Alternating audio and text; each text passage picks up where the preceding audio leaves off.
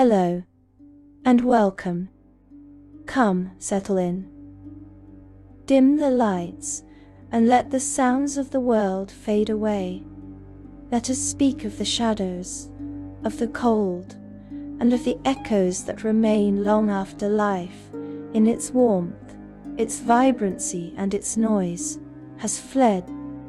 Tonight, we are journeying into the most chilling, and perhaps most fundamental, aspect of magic within the Forgotten Realms.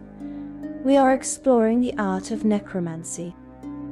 But we are not here tonight to speak of the great and terrible masters.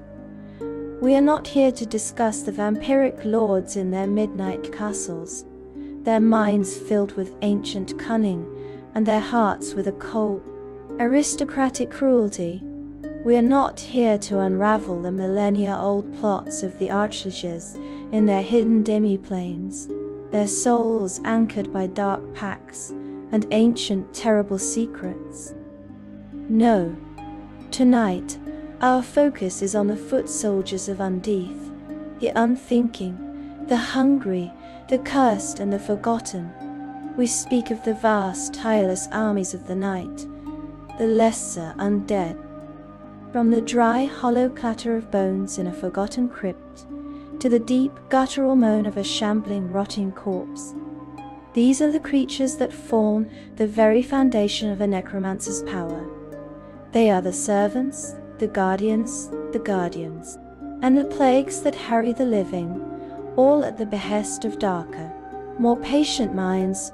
To dismiss them as simple, as mere monsters, is to misunderstand the profound and terrible forces that give them motion. To truly understand them, we must understand the very nature of what it means to be, and what it means to unbe.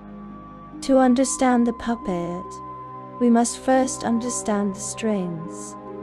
And to understand the strings, we must understand the hand that pulls them.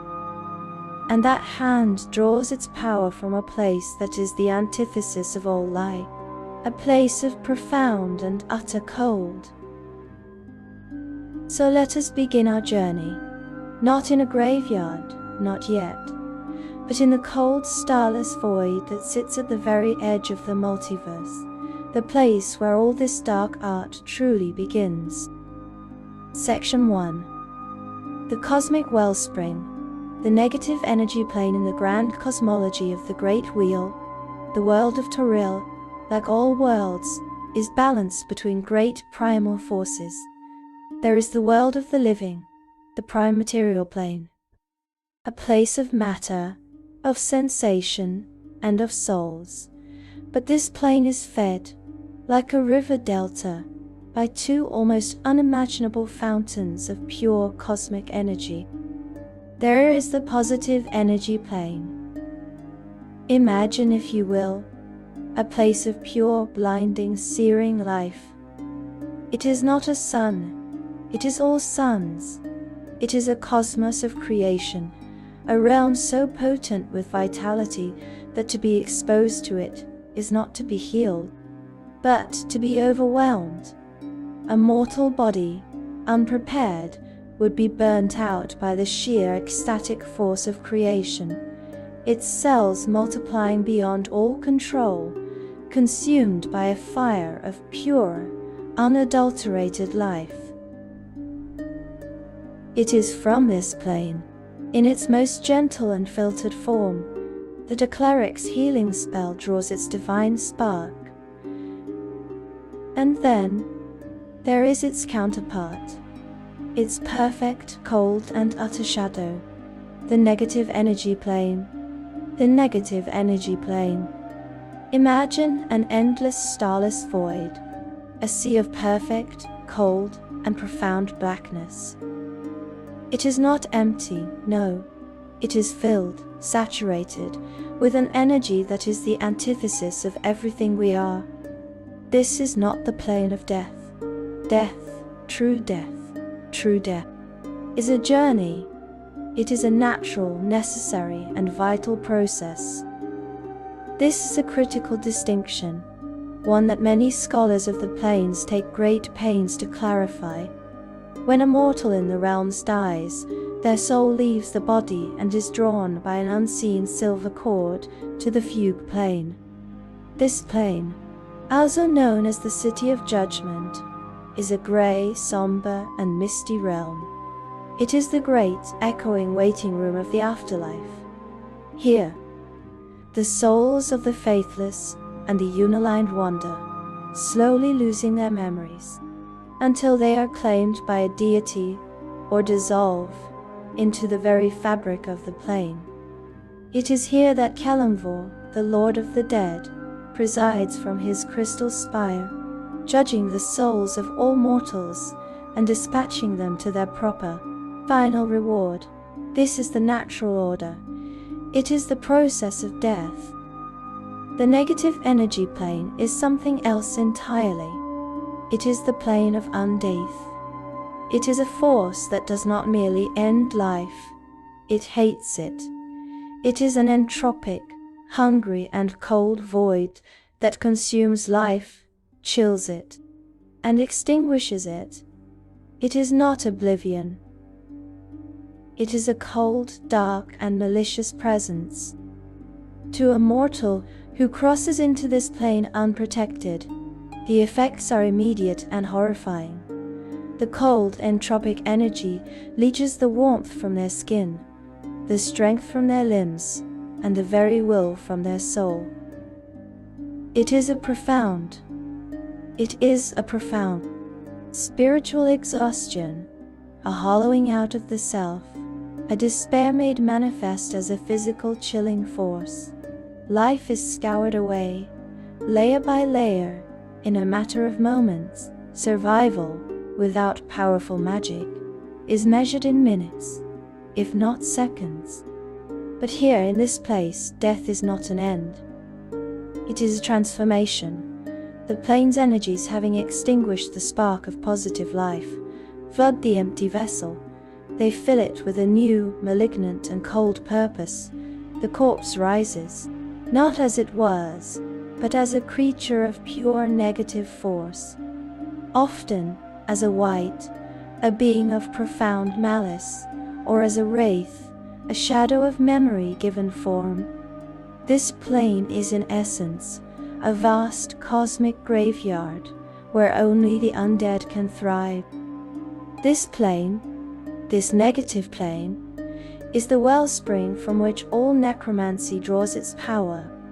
When a necromancer, a pale-faced wizard in a dusty, candlelit tower, a grim-faced cultist in a subterranean, dripping temple, or a curious forbidden scholar, casts their spells, they are not truly creating life.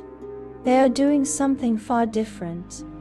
They are opening a pinprick-sized channel to this place. They are creating a magical conduit, a spiritual siphon, and allowing a tiny, measured and controlled sliver of that terrible life-hating energy to flow into our world. This is the fundamental division in necromancy, the line that separates the holy cleric from the arcane wizard. There is the magic of resurrection, spells like raise dead or resurrection. These are wholly difficult and expensive acts of faith and power. These spells are an appeal to a god, a quest to find a soul that has already been judged, and to call it back from its afterlife. The cleric must convince both the god and the soul to return, and then, using the power of the positive plane, they restore the body, heal the flesh, and rekindle the true spark of life. This is an act of restoration. Then there is the magic of animation, spells like animate dead. This is what we are here to discuss. This magic is an act of utility, an act of desecration. The necromancer does not care for the soul. The soul is, hopefully, long gone, standing before Kalimvor, or enjoying its afterlife in the planes of its patron deity. No, the necromancer is concerned only with the shell, the meat and bone left behind. The spell is a piece of arcane engineering. The necromancer creates a magical matrix, a pattern of power, and then, using that pinprick channel, they pour the cold, negative energy into the corpse.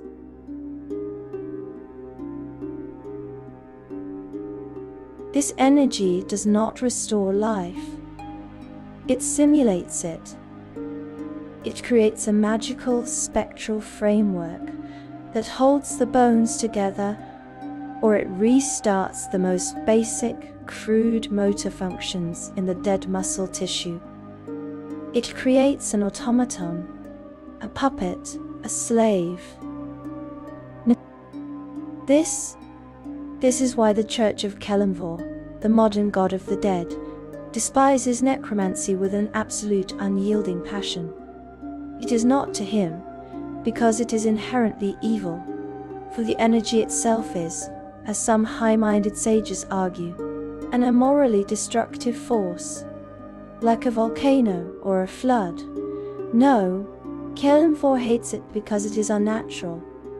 It is a violation of the great cycle of life and death. It is a refusal to let the body rest.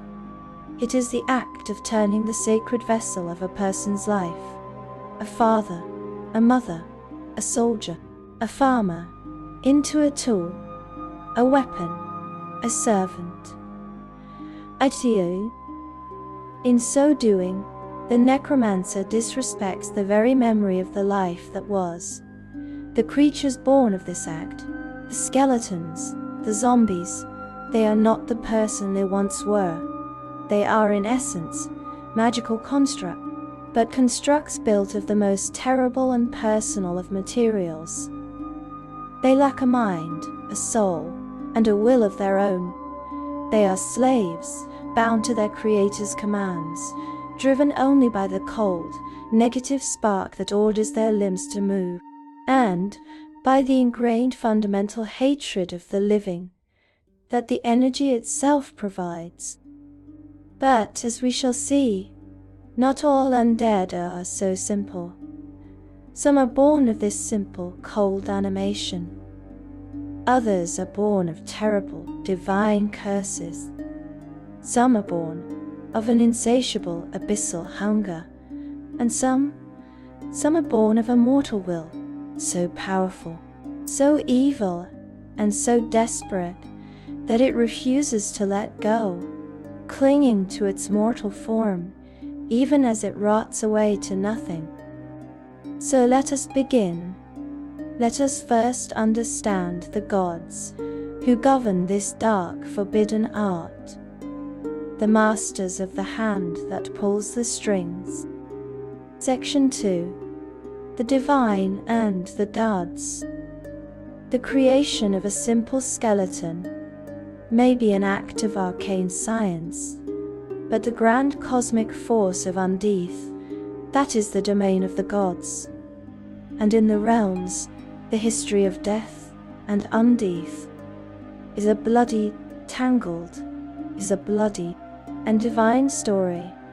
To understand why these creatures exist, one must understand the gods who create them, and the one God who despises them. Our story, like so many dark stories, begins with Merkel, the Lord of Bones. For centuries, for millennia, Merkel was the god of the dead. But he was not a gentle god. He was not a guide.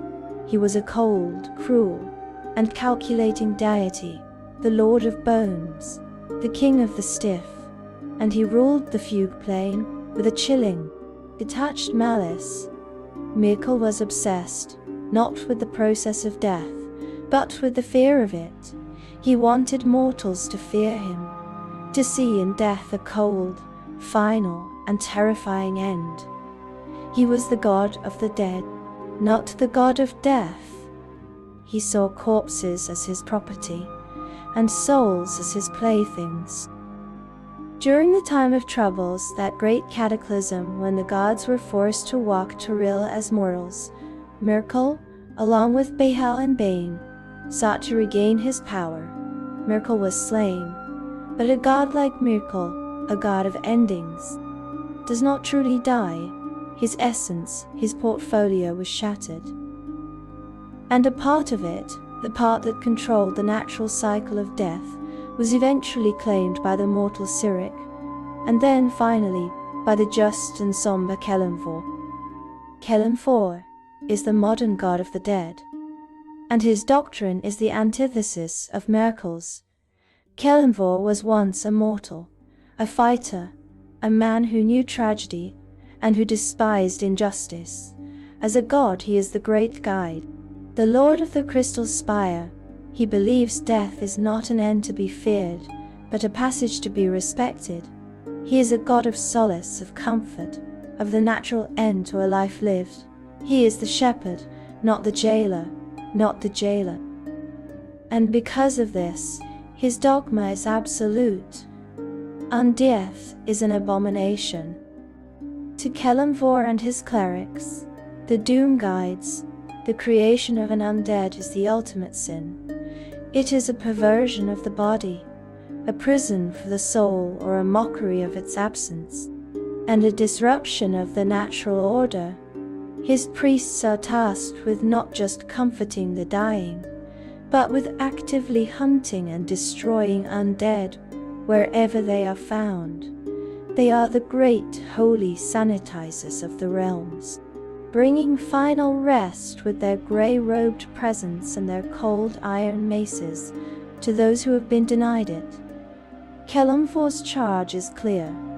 Do honor to the dead, and to forget them is to forget also where we are now, and why.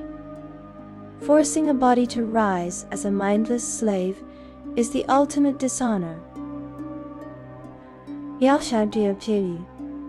But Mirkul was not truly gone. A sliver of his power, his true, dark heart, his obsession with the undead, it survived. Mirkul, in his darkest aspect, was the one who created the animus, the cold, spiritual fire that allows a corpse to rise. And for a time, his essence lingered, a silent, malevolent force. Recently, in the events following the Second Sundering, Mirkul has returned, a reborn god, no longer the god of all death, but now a god focused entirely on his true passion. Necromancy, the Undead, and the fear they inspire. He is the divine king of the undead, the god of the cold, unliving, and the restless. Section 3. The divine and the damned, the patrons.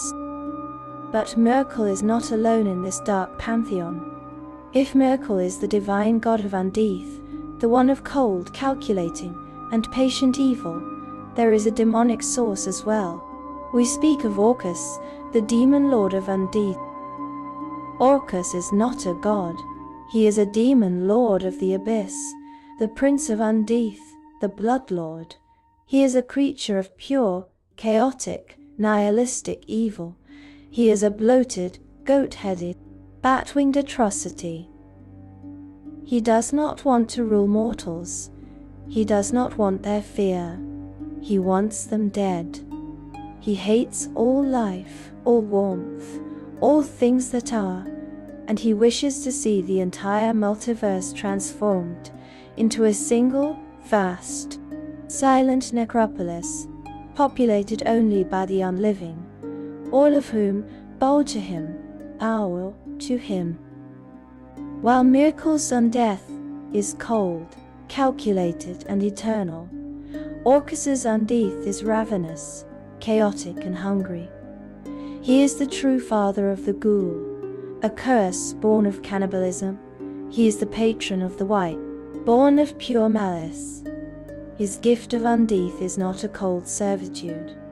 It is an eternity of torment, of rage, and of insatiable hunger. His cultists are not scholars. They are depraved. nihilistic and insane, and they seek to spread undeath like a plague, to bring about the end of all things. Between these great dark titans, there is a third, and perhaps more insidious, figure, Velsharoon, the vaunted. If Miracle is the king, and Orcus is the destroyer, Velsharoon is the scholar. He was once a mortal, a red wizard of Thay. He was a master necromancer, and through his art he achieved the ultimate goal of his kind. He became a lich, and then a lich, and then he did the impossible. He ascended to godhood. Velsharoon is the god of necromancy itself. He is the patron of the necromancer, the god of the forbidden art, of the quest for lichdom, of Undeath as a science and a philosophy. His clerics are not just priests. They are arcane researchers. They seek to catalogue, to create, to perfect. They regard the living and the dead as mere resources for their obsessive experiments. They seek to push the boundaries of life and death, to create new forms of undead, to refine the old ones, to find a way to achieve eternal, conscious unlife. He is the god of the lesser undead. Because to him, they are not just soldiers. They are experiments. They are the building blocks of a greater work. Oh. And finally, we must mention Vecna, the maimed lord. Vecna is not, strictly, a god of the realms. His home is the world of Orth. But his influence, like a poison, seeps through the plains. Vecna is the god of secrets, of forbidden knowledge, and of lichdom. He is the ultimate ascended lich. His followers are spies, information brokers and scholars who believe that all knowledge is worth having, especially the knowledge that is forbidden. And no knowledge is more forbidden than the secrets of life and death. So you see, the lesser undead are not just stray monsters. They are the pawns in a great cosmic game. They are the soldiers of Miracle, the plague of Orcus, the experiments of Velsharoon, and the hated abomination of Kelemvor. Every time a simple skeleton rises, it is a testament to this divine, eternal conflict. Now, let us walk into that graveyard. Let us examine the first and most common of these unliving servants. Section 4. The Clattering Legion, the basic skeleton. The skeleton is the quintessential, iconic creation of the necromancer. It is the workhorse of the unliving army, the sterile, efficient, and tireless automaton. When a necromancer, an apprentice, or a dark priest casts their spell, they are not concerned with the flesh. The flesh is weak. It rots. It smells. It is inefficient. The skeleton, however, is a marvel of necromantic engineering. Let us look closer. As the spell is cast, the bones of a long-dead warrior, buried in the cold earth, begin to shift. The necromantic energy, that dark, invisible force, seeps into the marrow. It acts as a spectral, magnetic binding. It is this energy, and this energy alone, that holds skeletons together, giving the otherwise loose bones and joints a semblance of vitality. A skeleton does not need sinew. It does not need muscle. It is held together by pure magical will. The bones pull themselves from the grave, clattering as they reform. The skull settles onto the spine. The ribs snap into place. Bony fingers articulate, scraping against each other as they test their new, unliving grip. And in the empty, dark sockets of the skull, two pinpoints of cold, malevolent light flicker to life. Sometimes a dull red, sometimes a cold, icy blue. This is the animus, the cold fire of the negative plane, burning where a soul once did. The creature stands, perhaps still clad in the rusted and rotten remnants of the clothes and armor they wore in life. A rusted helm, a single decaying leather pauldron, a tattered scrap of a tabard. It is a perfect, silent mockery of the life it once held. Endu, Jongna, Anchis. And it is empty. The skeleton retains no memory of its former life. The farmer whose bones now hold a spear, the guard whose skull now stares blankly from a battlement. They are gone. The skeleton is a new thing, a magical construct, possessing only basic intellectual abilities. It is a puppet, a slave, an automaton. It is immune to mind-affecting spells, poison, sleep, paralysis, and stunning. You cannot frighten it, you cannot charm it, you cannot reason with it. It feels no pain, no fear, no exhaustion. It is a being of pure, unthinking obedience. It can understand simple, one or two word commands from its master. Guard this room, kill that intruder, patrol this hall. It will follow these orders to the absolute letter, without question and without mercy, until it is destroyed. And they are the perfect sentry. They never sleep, they never eat, they never grow bored. A necromancer can place a skeleton in a forgotten tomb and give it one command: kill anyone who opens this door, and that skeleton will stand motionless in the dark for 1,000 years, waiting. In combat, the skeleton is a predictable but tactical foe. Its movements are jerky, unnatural, and silent, save for the dry, scraping, clattering sound of bone on stone. This sound, this dry, clack, clack, clack, in the dark, is the herald of the skeletal legion. In Dao, In. And it is resilient, but in a very specific way, as the texts tell us. Edged and piercing weapons like swords and arrows are largely ineffective against them. A warrior's longsword might pass harmlessly through the empty space between its ribs, striking no vital organ, for it has none. A rogue's arrow might shatter a single piece of a femur, but the magical energy that binds it holds the rest of the creature together. But they are brittle. Only blunt weapons like warhammers can effectively knock their bones apart. This is the key. Scholars of necromancy believe this is not just about breaking the bone. It is about the concussive force. A mace or a warhammer does not just break a bone. It sends a shockwave through the entire creature, disrupting the delicate, invisible web of necromantic energy that holds it together.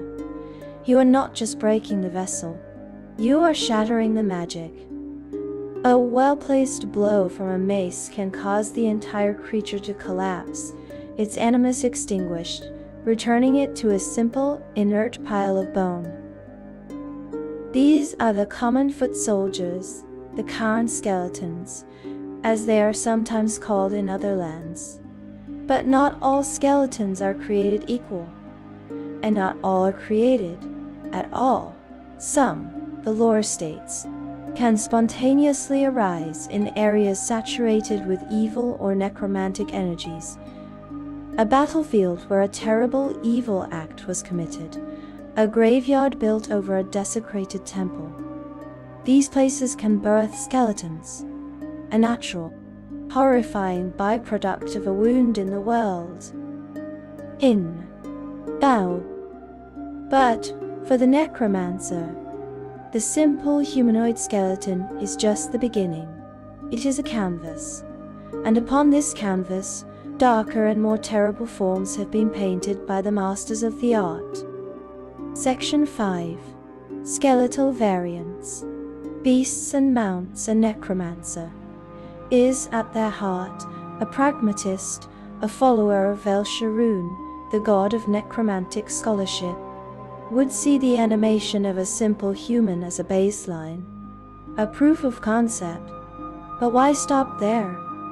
The text tells us they can be made from nearly any solid creature. And so, the necromancer looks to the beasts of the world.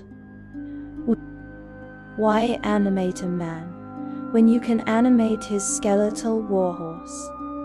A terrifying, tireless mount that feels no fear and charges with silent, bony hooves, its eyes burning with cold fire. These are prized by evil warlords. And of course, Death Knights, providing a mount that will never tire, never spook, and never need to be fed. A pack of skeletal wolves, made from wolves as the lore states, becomes a pack of silent, swift hunters. They flank their master, their fleshless jaws snapping, their movements a horrifying, clattering mimicry of a living wolf pack.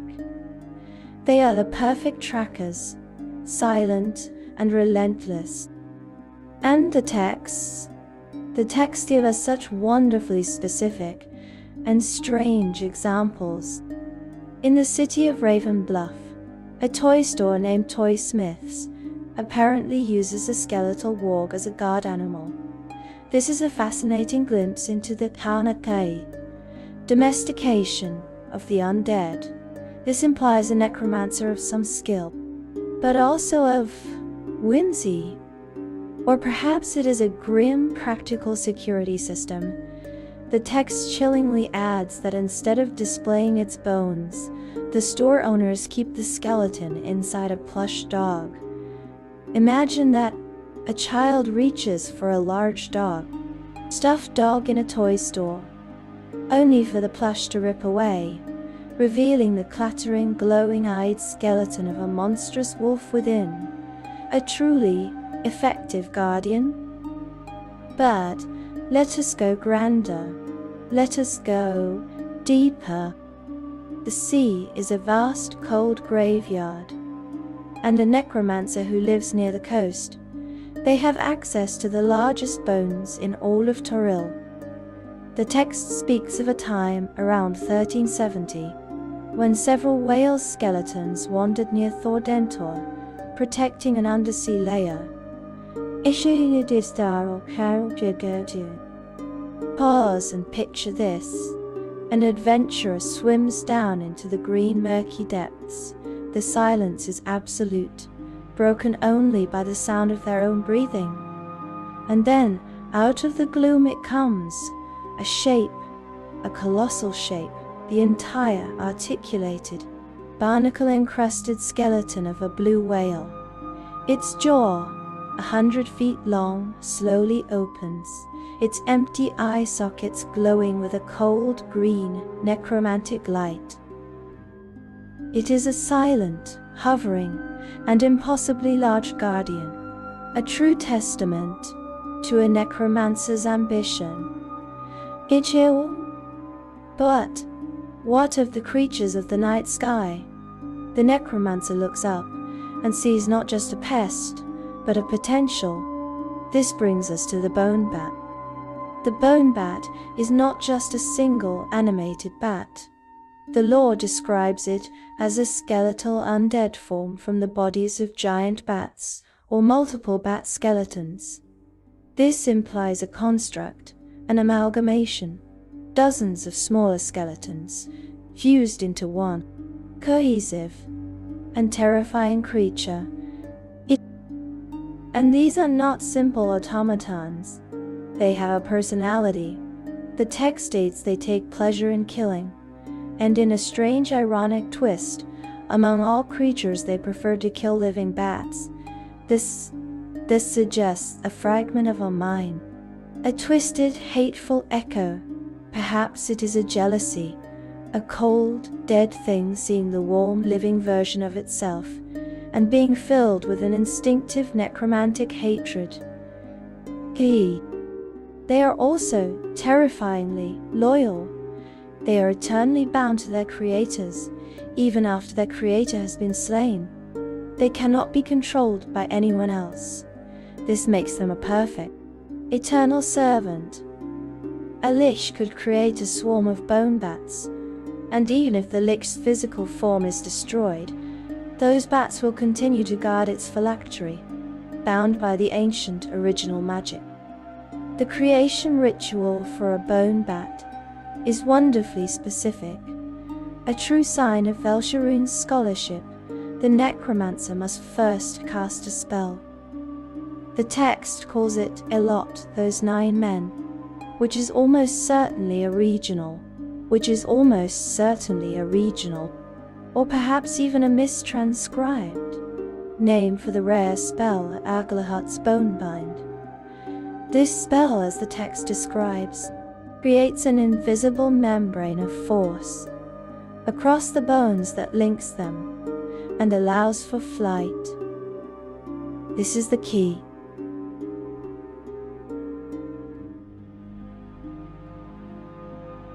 The bones do not flap.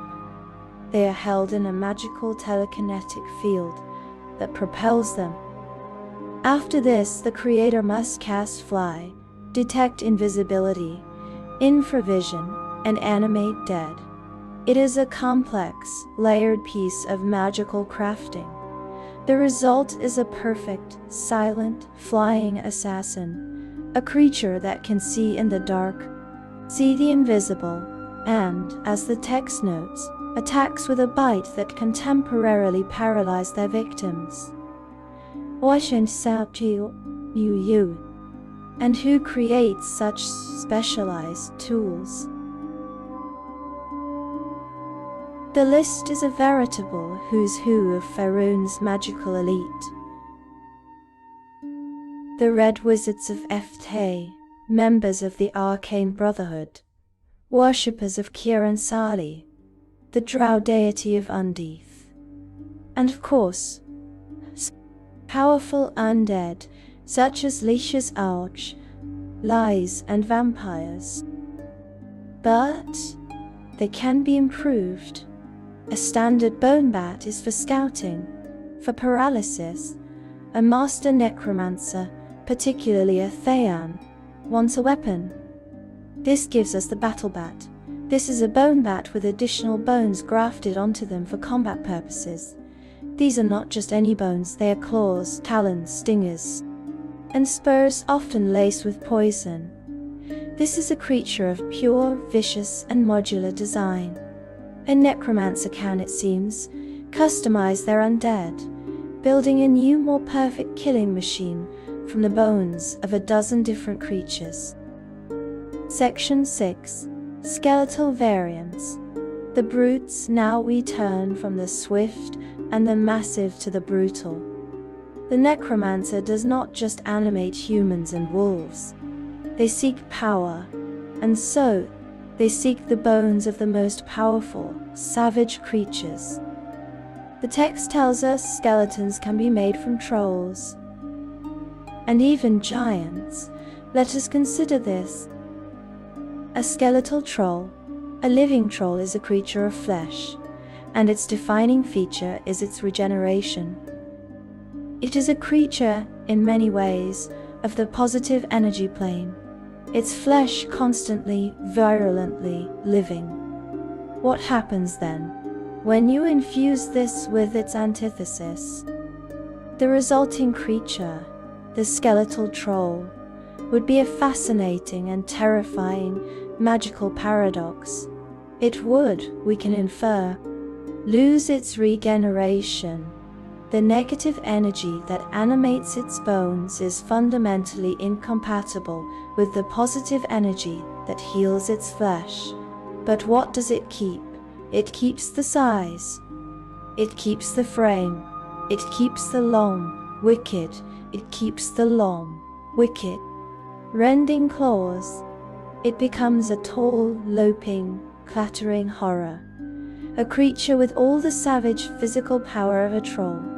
But now it is tireless, it is silent, it feels no pain. It is a pure skeletal engine of destruction. And then, the skeletal giant. To animate such a creature would require far more than a simple animate dead spell. This would be the work of a create undead spell, a high-level, potent, and dark ritual. The necromancer would need the complete skeleton of a frost giant, or a fire giant.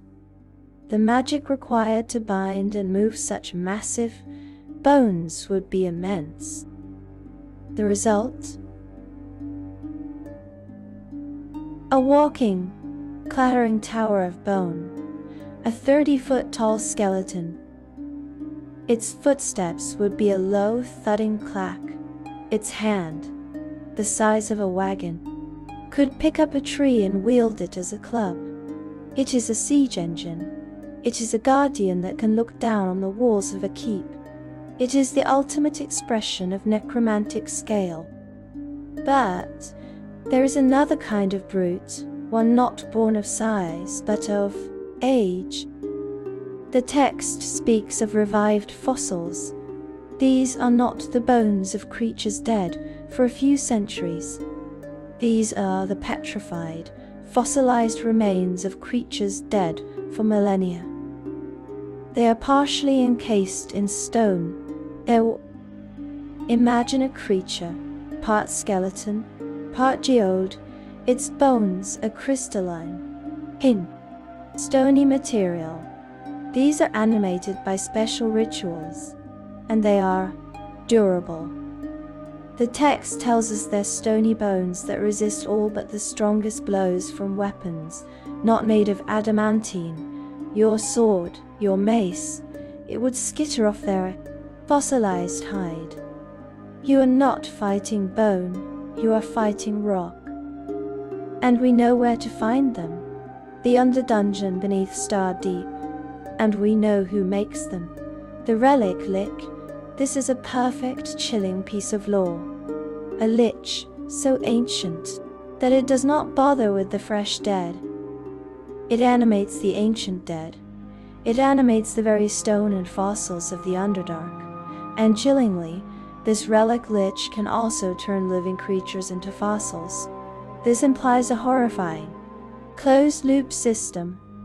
The lich does not just find fossils, it makes them. It slays an adventurer, turns their body to stone, and then, perhaps centuries later, animates their fossilized skeleton as a new, indestructible guardian. Section 7. Skeletal Constructs and the Cursed. We now come to the end of our study of the skeleton. And we find the two extremes, the ultimate construct and the ultimate curse. First, the construct. We have seen amalgamations, the bone bat, the bone swarm. But a true master, a follower of Velsharoon, would seek to create a true work of art, a bone hole. This is not a single creature animated. This is a sculpture of bone, given unlife. The necromancer gathers hundreds, perhaps thousands, of skeletons. They use their magic and their dark, artistic will to weave them together. Femurs are bound to form a massive, thick spine. Rib cages are layered, one on top of the other, to create an impenetrable, thick torso. Dozens of skulls are fused into one massive, multifaceted head, its many eyes glowing with a single, unified, malevolent light. It is a golem, but its medium is not clay or stone or iron. Its medium is bone. But even this pales before the skeleton dragon.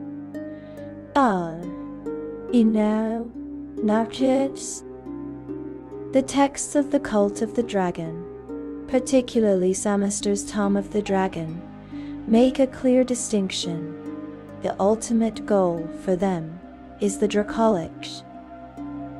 This is a true dragon, who through a dark ritual willingly transfers its soul into a phylactery and then possesses its own undead body.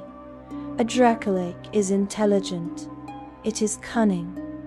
It retains its breath weapon, its magic, its very self. A skeleton dragon is not that. A skeleton dragon is like any other skeleton, a puppet. It is the lesser form. It is what happens when a necromancer finds the corpse of a dragon and casts their animate dead or create undead spell upon it. The soul is gone. The mind is gone. The result is a silent, clattering, hollow mockery. The texts are clear.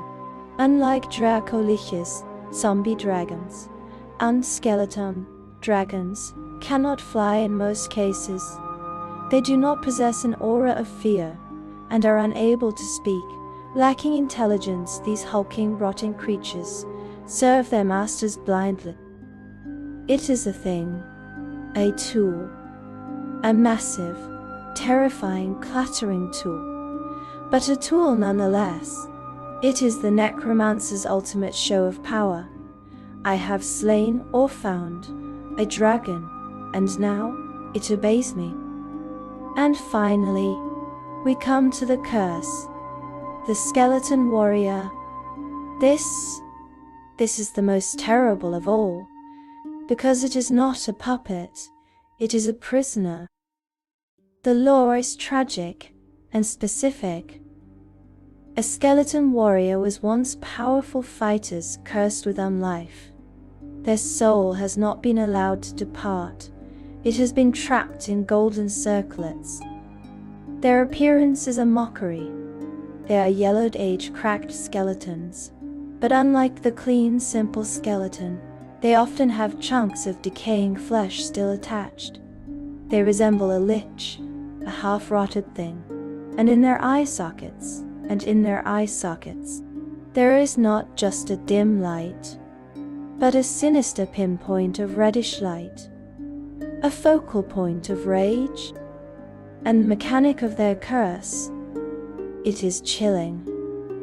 Anyone wearing the golden circlet containing the skeleton warrior's soul can control the monster.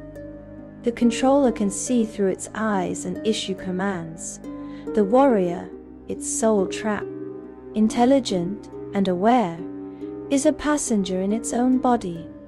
It is forced by the wielder of the circlet to fight, to kill, perhaps even to strike down its own former living allies. But there is a failsafe, a dreadful, desperate failsafe. The warrior's only concern is recovering their soul circlets. If the wielder drops the circlet, if it is lost, stolen, or given away, the skeleton warrior will quickly and relentlessly attack the owner. This implies its one, driving, all-consuming, unbound command is get the circlet. And the end. The end is beautiful in its tragedy. If the creature ever recovers its own soul cirret, both it and the cirret turn to worthless dust. It is not a victory. It is an escape. The only freedom the warrior can ever know is, in the moment of touching its own trapped soul, annihilation, a final merciful release into true death. These are not simple monsters. They can only be damaged by magical weapons. They cannot be turned by priests. The soul within them, trapped, intelligent, and filled with rage, anchors them to the world, making them immune to the simple, faith-based magic that would repel a lesser, mindless skeleton. We see them in the accursed tower of Undead, born of a dying priest's curse. We see them in the Terror tomb, guarding an ancient mummified emperor. They are the ultimate skeletal guardians. Not because they are mindless, but because they are not. Section 8. The shambling plague, the basic zombie. If the skeleton is the necromancer's clean, elegant, and efficient automaton of bone, the zombie is its crude, grotesque, and utterly repulsive cousin. It is a creature of rotting flesh, a walking, moaning mockery of the body that was, and a true visceral assault on the senses. Where the necromancer animates a skeleton, they are animating the framework. When they animate a zombie, they are animating the entire intact, or mostly intact, corpse. The same animate dead spell is used. The same sliver of negative energy is brought to life by someone capable of manipulating negative energy, like a cleric, but the result is profoundly, disgustingly different. The energy floods the dead body, but it does not heal it. It does not stop the decay. It animates the decay. The magic restarts the most basic, crude motor functions. It causes the dead muscle tissue to twitch, to contract, to pull. The flesh remains dead. It emits a foul odor. It continues to rot. It continues to bloat with grave gases. To slow this inevitable decay, necromancers have developed grim, alchemical solutions. The lore tells us that necromancers often use demons' blood as a potent magical adhesive on zombies' joints to slow down the rotting and disintegration of their tissues. Imagine this: a wizard in their dark laboratory, a bubbling vat of smoking, black, fiendish blood, painstakingly painting it onto the knees, elbows, and shoulders of a corpse, all to get a few more weeks of service from their unliving slave. The smell of a zombie is its first and most potent assault. It is the nauseating, thick and cloying stench of a charnel house, of a battlefield left to rot for a week. It is the smell of decay, of grave mold, of soured, spoiled meat. A stench so thick you can almost taste it on the air. It often arrives long before the creature itself is seen, a warning to the living to flee, or to draw their scarves over their faces. And the sound, not the clean clatter of bone, but a wet, dragging, shuffling sound. They drag their feet as they shamble along.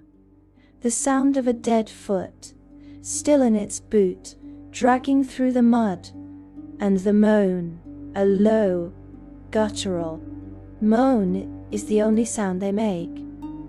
Ah! The sound of air being forced, by the dark magic, through a dead larynx and past a rotting tongue. They move with a slow, shambling, uneven gait.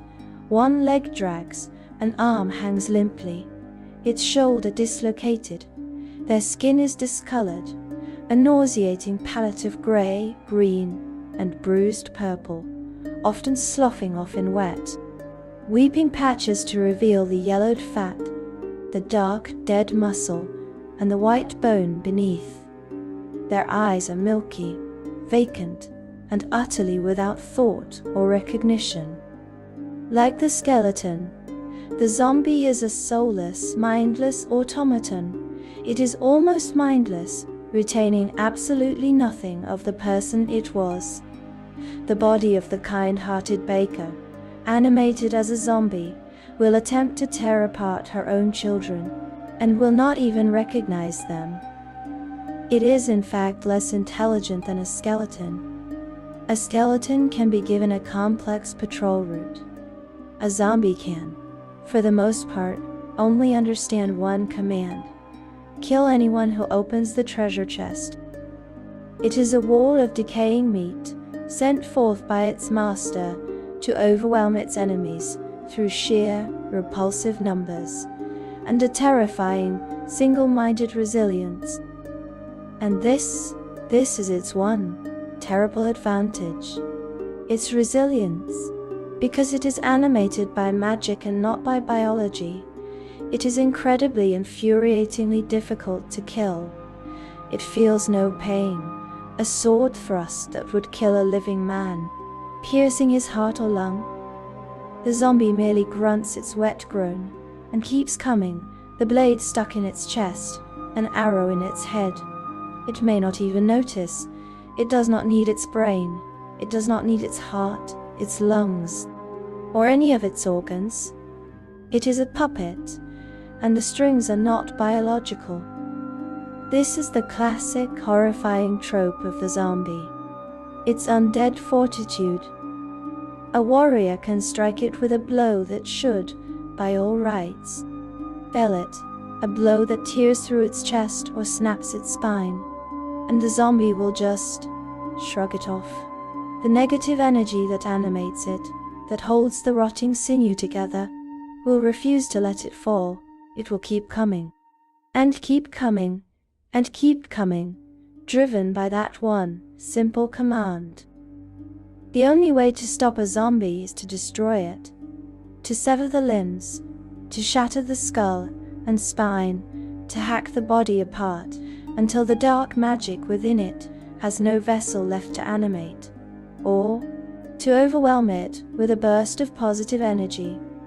A cleric's turn undead, which burns this creature of negative energy like acid, or a blast of radiant holy light, which causes its flesh to sizzle and slow off, finally granting it the peace it was denied.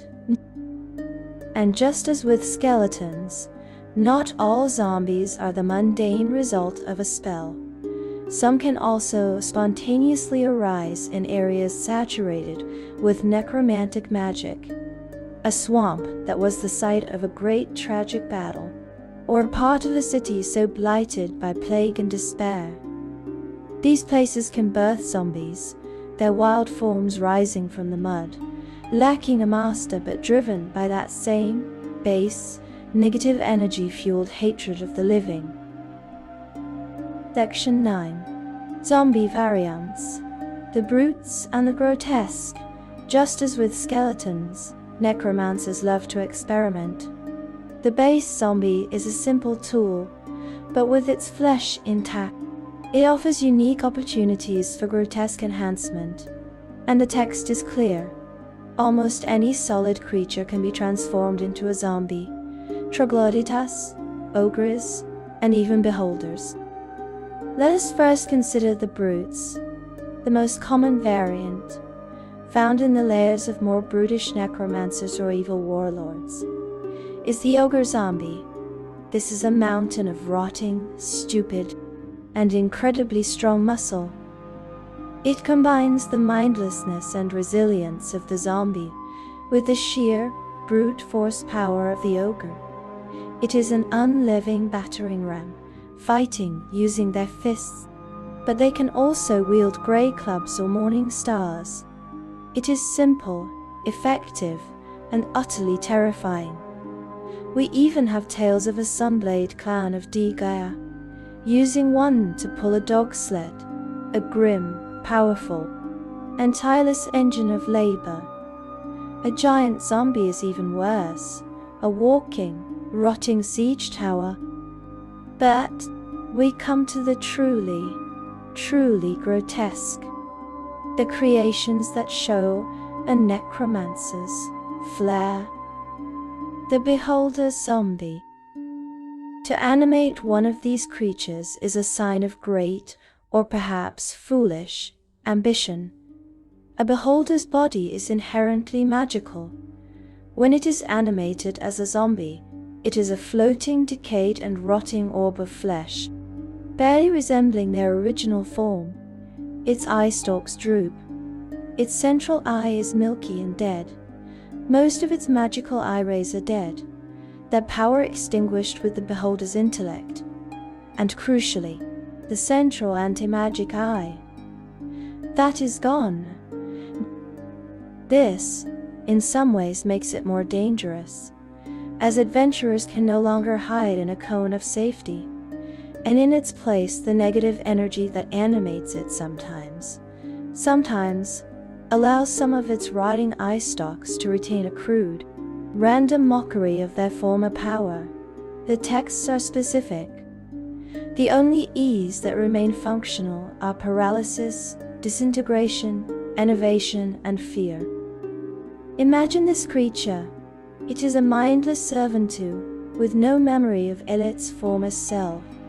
It drifts, moaning, and its attacks are random. A rotted, drooping eye stalk may swivel, and, with no intelligence behind it randomly unleash a beam of pure disintegration. It is a chaotic, unpredictable, and dreadful foe. Its creator, the text states, must give it simple commands, in deep speech or undercommon, to make it effective. Without these, it is a floating, magical landmine, as dangerous to its allies as to its enemies. Now, let us go bigger. In the humid, dinosaur-filled jungles of Chult, a truly massive horror can be found. The Tyrannosaurus zombie. First brought to prominence during the death curse that plagued Chult, this colossal beast, the rotting corpse of a deceased Tyrannosaurus, is a sight of pure, unadulterated nightmare. It moves unevenly, and emits a foul odor of decay. It shambles through the trees, its footsteps thudding like cannons, its roar a wet, dead air groan that echoes for miles. Its hide is tough and leathery, and its bite can sever a man in two. But the necromancers who created this, perhaps in service to the Archlich Aserurak, added a horrifying new feature. The text tells us their gullets are filled with other zombies. Pause and picture this. The colossal, rotting dinosaur rears back, its jaw hanging open, and it vomits, but it is not bile that spills out. It is a tide of small irregular zombies, which immediately rise, moaning, and join the attack. And, as a final grotesque insult, when a party of heroes finally manages to bring the rotting behemoth down, its stomach bursts free, releasing another wave of remaining zombies. Tone rampage. It is not just a creature, it is a transport. A walking, rotting, troop carrier of the dead. And what of the most powerful creatures? What of dragons? The text speaks of zombie dragons, lesser undead created from dragon corpses. These are often linked to the cult of the dragon, perhaps as a failed or lesser attempt to create a dracolic. They closely resemble Draco-lyches but lack the sinister glowing eyes. Instead, their eyes are clouded and milky, showing no intelligence. They are rotting with flesh hanging off their bones. They are hides, eaten through by worms. They are slow, always attacking last, and crucially, unlike Draco-lyches, zombie dragons cannot fly. They are in essence a grounded rotting, enormous beast, a walking tank of decaying flesh. They lack the intelligence for magic, and only a few true dragons-turned zombies can use their breath weapons, and even then only had half the power. They are, like the Beholder zombie, a terrifying, but ultimately lesser, version of the original. A sign that true power cannot be so easily puppeted. In Section 10. Zombies of the elements and the cursed. The undead are not limited to the land. We have seen this with the sea skeletons, but with zombies the result is far more foul. Let us speak of the sea zombie, or the drowned one. These are zombies that arise from the corpses of humans who drowned. The most tragic are the sea slaves chained to a sinking ship, Often reanimated sea zombies, their appearance is horrific. They are bloated with discolored flesh, dripping with foul water. Their eye sockets are empty, and they have blackened lips, and their tongues frequently protrude. Their bodies are often covered in barnacles and starfish. But these are not the mindless shamblers we know. The text tells us something chilling. Unlike standard land-dwelling zombies, sea zombies possess free will and can be quite cunning. This is a profound and terrifying shift. Why? Why would drowning create a sentient undead when a simple death on land does not? The lore does not give a direct answer, but we can infer. Perhaps it is the nature of their death. A slow, terrifying, conscious death.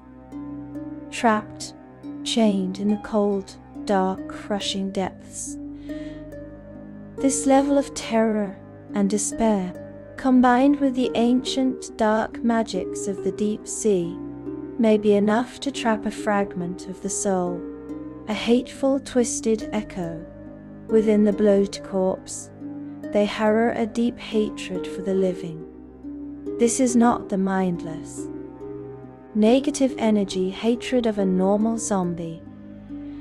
This is a personal, passionate hatred, born of their own agonizing end. They are slow on land, clumsy and shambling. But in the water, they are very fast swimmers. They attack ships, climbing aboard and forcing the occupants overboard where they could be dealt with more easily. This is tactic. This is intelligence. And they carry a disease. Not just any disease, but blue rot, a foul, aquatic affliction. From the crushing dark depths, we travel to the blinding frozen wastes. Here, we find the cold light walker. These are the reanimated corpses of humanoids who died from exposure to the cold. But they are not just frozen zombies. They are infused with a divine, cruel magic, created by certain gods, to remind the living of the power and wrath of winter. This points directly to a goddess like Auril, the Frost Maiden. Their most notable feature is the incredibly bright light emitted from within Althera body. This is not a warm, holy light. It is a cold ray, a light so bright it can temporarily blind a creature. And their touch. If a creature is killed by them, its corpse becomes frozen solid and cannot be thawed by heat or resurrected. This is a magic of finality, a magic that says what winter claims, winter keeps. Similar, but born of dark ritual, are the chillborn zombies. These are not divine, they are made. They are animated by dark rituals that infuse their minds and bodies with the iciness of death. They drain the heat from a creature's body, and their icy touch can freeze a warm-blooded creature in place. And, in a final cold explosion, when slain, a chill-born zombie's body explodes in an area of freezing cold. And what of magical catastrophe? In the ruins of Neverwinter, after the eruption of Mount Honau-Horteno, a new, strange variant appeared. The Ash Zombie. These are not bodies animated by a spell. They are created by powerful energies released following the eruption. This implies a spontaneous elemental undeath. The bodies of those caught in the pyroclasm, scrappers and dustwalkers as they are called, are now animated. They are walking, shambling figures of ash and char, held together by the furious, elemental, and necromantic energy of their own violent death. They generate unnatural ashes from their bodies and use them as a weapon. When struck, a puff of ash might erupt. They are a brittle, choking, and terrible reminder of a city's darkest day. Finally, we have the most potent and most intelligent of the zombie kin, the Jew zombie. The lore describes them as exceptionally powerful. They look at first like an ordinary zombie, but their flesh is grey, leathery and hard, and their eyes reveal its desire to destroy all living things. Here is the key. Unlike normal zombies, they retain their consciousness. This is the true horror. They are aware. Their awareness of their undead state makes them exceptionally vicious and cruel. Imagine it, trapped in your own dead, rotting, unfeeling body. Unable to speak, unable to feel, but still thinking, still remembering what it was to be alive. That is a torment that would forge a soul into a weapon of pure, spiteful, vicious hate. And they are effective. They are not shamblers. They are stronger, faster, and more cunning. They can use tools, throwing weapons as well as bows and crossbows. They are dexterous enough to easily scale and climb walls. They are not a mindless brute. They are a sentient soldier, an unliving, unfeeling, and utterly hateful assassin. They are popular among the Red Wizards. Of course, for what better servant than one who is intelligent enough to follow complex orders, but is trapped in a body that cannot ever disobey? The zombie, then, is not just a moaning, shambling corpse. It is a canvas, a rotting, grotesque canvas, upon which necromancers, dark gods, and magical cataclysms can paint their most terrible and most foul creations. We have walked through the sterile, silent halls of the skeleton legions. We have waded through the reeking, moaning tides of the zombies. We have seen the automaton, the tool, the mindless puppet animated by a master's will. Now, we leave the realm of the mindless. We step away from the automata, the puppets of bone and flesh. We now enter a far more terrifying territory, the realm of the sentient undead. We are about to meet the creatures that are the curse, the creatures that hate, that think, and most terribly of all, that hunger. Our first subject is perhaps the most widespread and the most ravenous of their kind.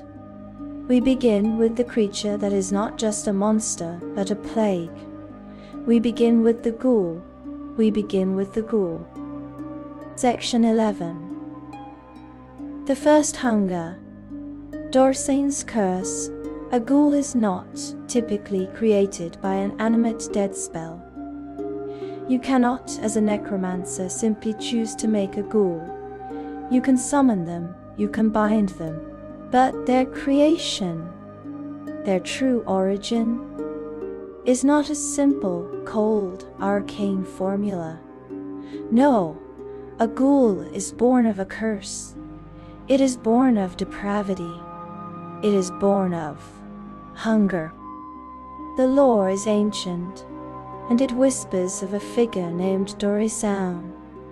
The legend, pieced together from fragments of abyssal lore and forbidden elven texts, tells us he was an elf, a member of a long-lost people, the Ariel Telquasia, from a world that was, in time, consumed by the abyss.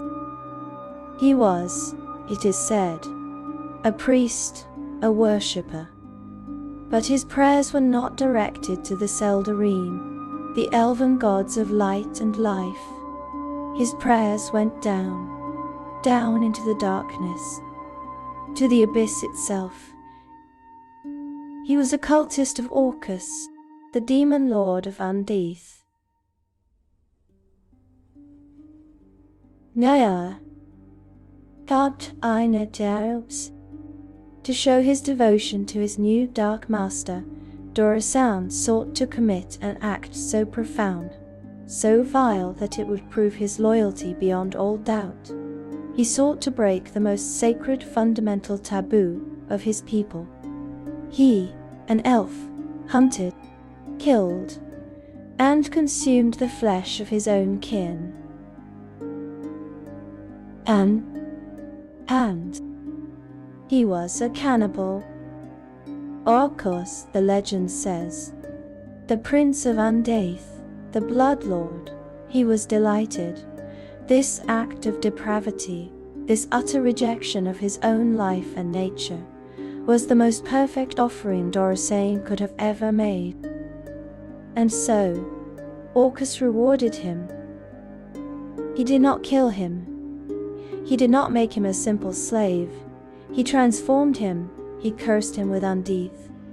Dorasan's skin turned a pallid corpse gray, his features twisted, his ears growing long and bestial, his teeth sharpening into needle-like points. His nails became long, black, and sharp, like the claws of a carrion bird. And he was cursed with an eternal, insatiable, gnawing hunger, a hunger for the very flesh he had feasted upon.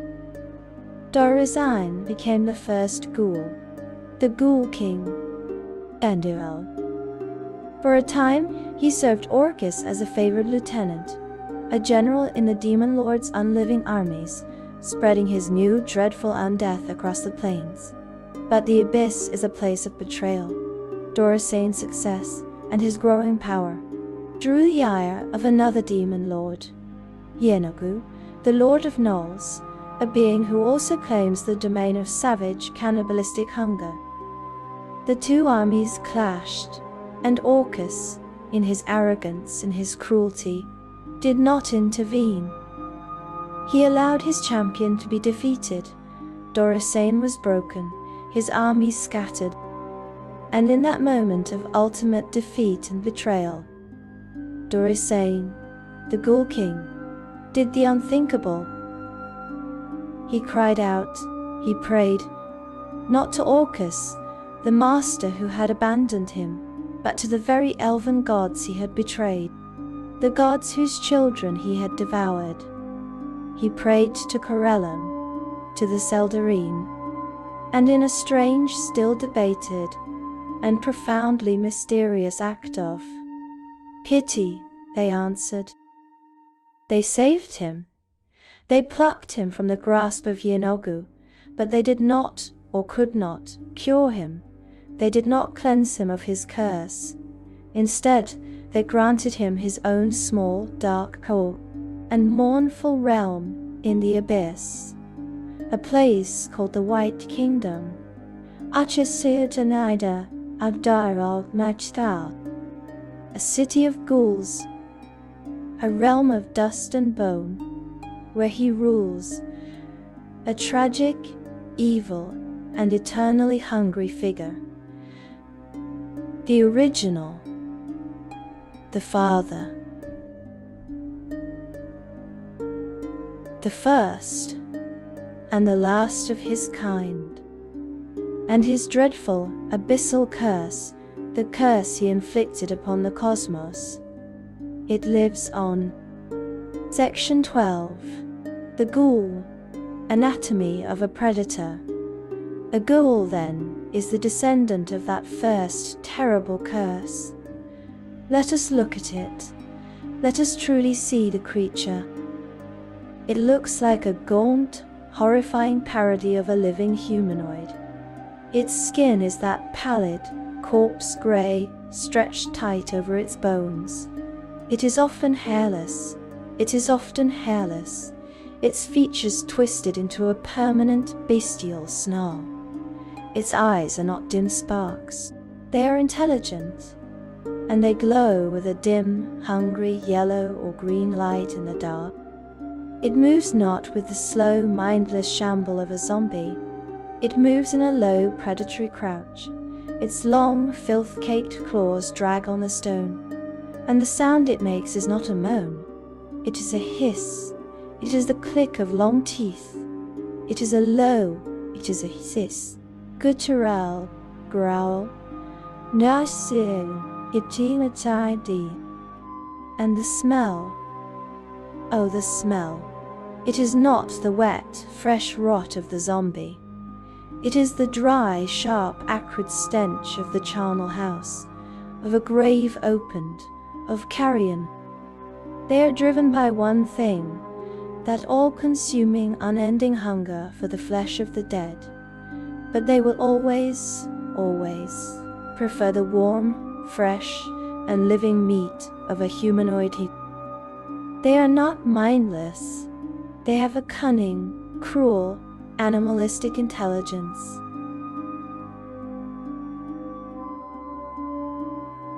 They can speak, though their voices are often hissing, guttural growls, the words of the common tongue, choked by their new bestial forms.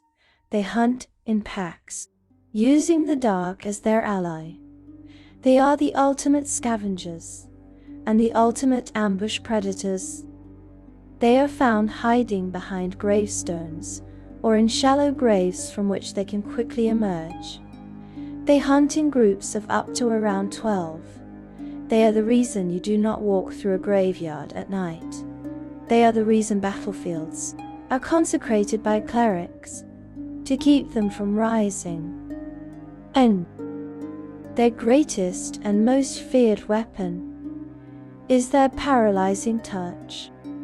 A scratch from a ghoul's claw, a bite from its foul carrion-stained fangs, carries a supernatural, necrotic venom. A living creature struck by it, a dwarf, a human, a halfling, must resist this paralyzing agent, or find their muscles locking. Their body becomes rigid and helpless.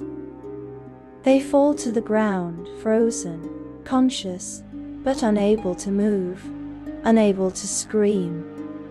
Imagine that, the pure abject terror as you lie in the cold mud of the graveyard, your body a statue, your eyes wide, watching the pack of ghouls descend, hissing in delight, their hungry eyes glowing, to begin their feast. This is the true horror of the ghoul. It is not just an undead, it is a predator. And it is a plague, the curse of Durasan, the hunger of Orcus, is contagious. This is ghoul fever. The lore is clear. Any humanoid bitten by a ghoul contracting ghoul fever and dying from it will rise as a ghoul at midnight. This is not the mindless, shuffling plague of a common zombie. This is a supernatural curse. A creature bitten by a ghoul, even if they survive the encounter, may contract this illness. The text describes it as a dreadful disease that diminishes their health and agility. The victim grows weak, their limbs heavy, their skin pale. They are ravaged by a wasting sickness, and if they die, if they perish while this abyssal curse is in their veins, they do not find the peace of the fugue plane. Their soul is consumed. It is corrupted, it is devoured by the hunger of Orcus, and at the stroke of midnight, their body will rise, their eyes will snap open, glowing with that same yellow, hungry light. They will be a new ghoul. And here is the most tragic part. The text tells us the newly risen ghoul loses all the skills and powers from its previous life. The noble paladin, the wise wizard, the cunning rogue, all of it is gone. Their mind is twisted, replaced by a feral yet cunning intelligence, driven by one singular, new purpose: hunger. This is how they multiply. A single ghoul that gets into a village's graveyard can become a pack of 20 within a week. They are a self-replicating, intelligent, and ravenous threat. Section 13. The Ghast, the elf, and the ghoul society now, we must address a fascinating and grim piece of lore. Elves are famously immune to the ghoul's paralyzing touch. Why? Why elves specifically? The texts are silent on the direct reason, but based on what we know, we can infer a great deal. The curse, as we know, was born from the elven priest Dorsain. This could imply that the elven gods, in their strange, ambiguous act of pity when they saved him from Yenaga, may have woven a specific protection into their people, a divine ward against the curse they allowed their errant son to create. Or perhaps, and this feels colder, it is a quirk of the curse itself, a magical blind spot, an echo of Dorsain's own elven nature, forever preventing his hunger from fully mastering his own kin. A feral, yet cunning mind, but one that still, on a fundamental, magical level, recognizes its own original people. But this protection is not absolute, because ghouls, being intelligent, have a hierarchy. They form a grotesque mockery of society. They gather in packs, and these packs are led by the strongest, the oldest, and the most cunning. At the head of a large pack, one will often find a ghast. A ghast is to a ghoul what a dire wolf is to a common wolf. It is a stronger, deadlier, and more foul specimen. The text describes it as slightly more slender and ghost-like, and its defining feature, its most potent, and its defining feature, tactical weapon, is its stench. A ghast is surrounded by an aura, a stench of death and rot, so foul that it can cause nausea, retching, and in rare cases even paralysis. This is not a simple smell, it is a tangible, magical foulness, a cloud of pure, abyssal rot that chokes the air, and sickens its foes, making it difficult to even think, let alone fight back. They are the leaders of groups of normal ghouls. They are the alphas. They are the ones who think, who plan, and who hate. And their paralyzing touch works on elves. This right here seems to support our dark theory. If the common ghoul is the flawed original curse, the ghast is the perfected version. It is, perhaps, a creature one step further removed from Dorsain's flawed original. It is a creature that has been further infused with the pure nihilistic spite of Orcus. It is an upgrade, a dark refinement, a patch to fix the elven bug.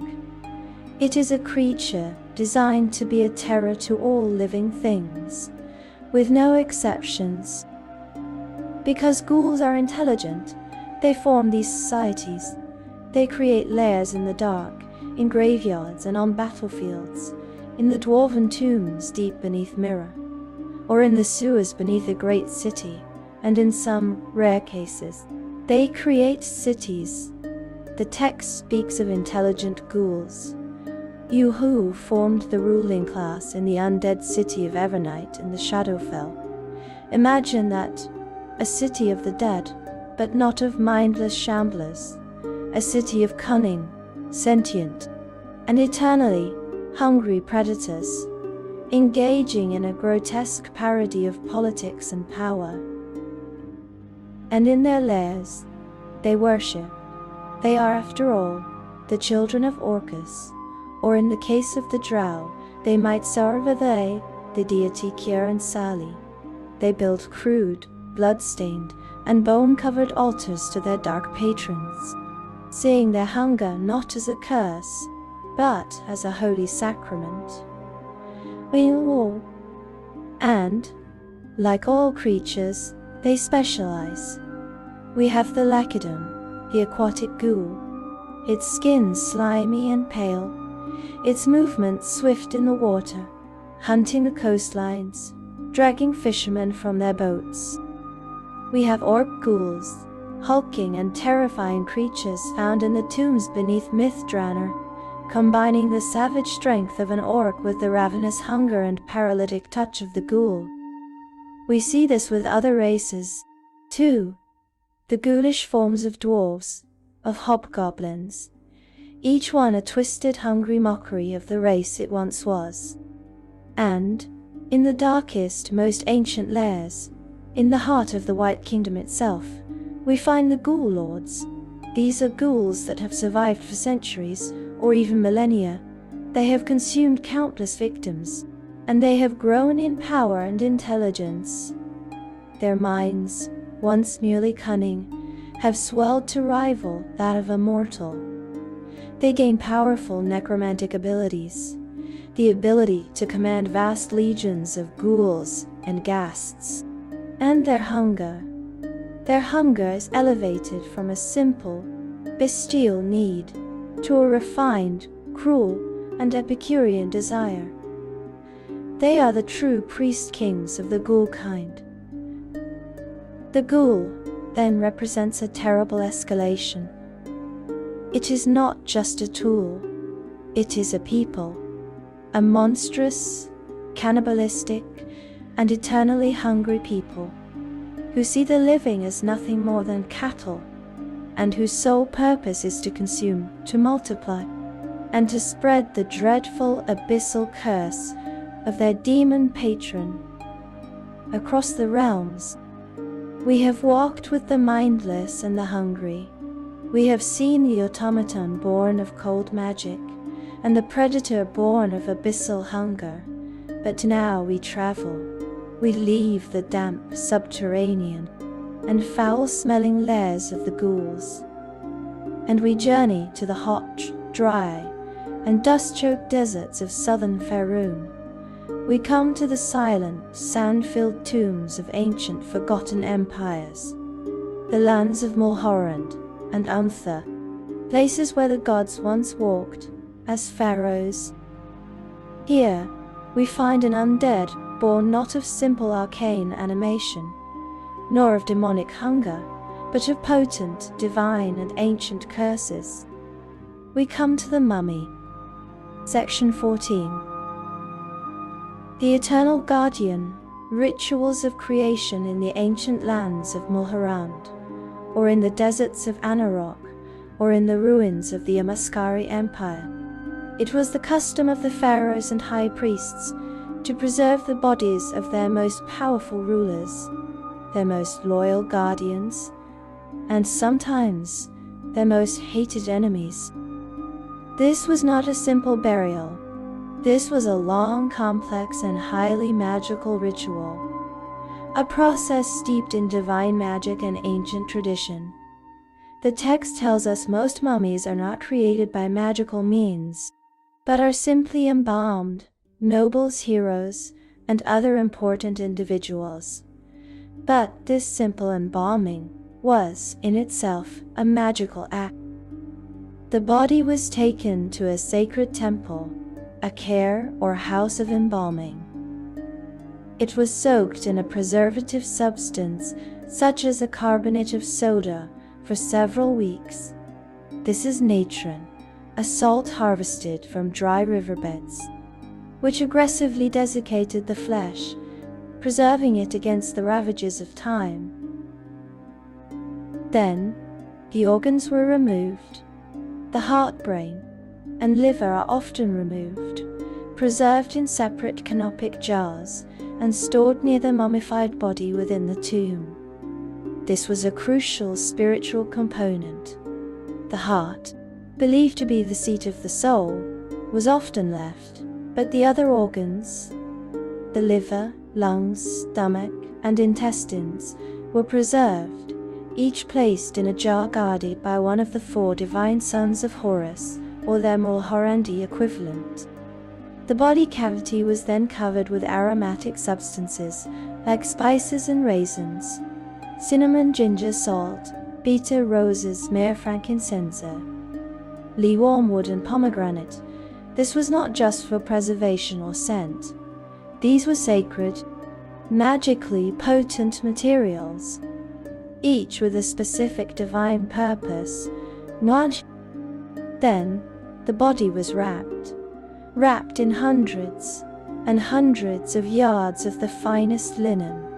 And as these linen cloth strips were wrapped, priests would chant. Gemstones might be affixed between the sheets.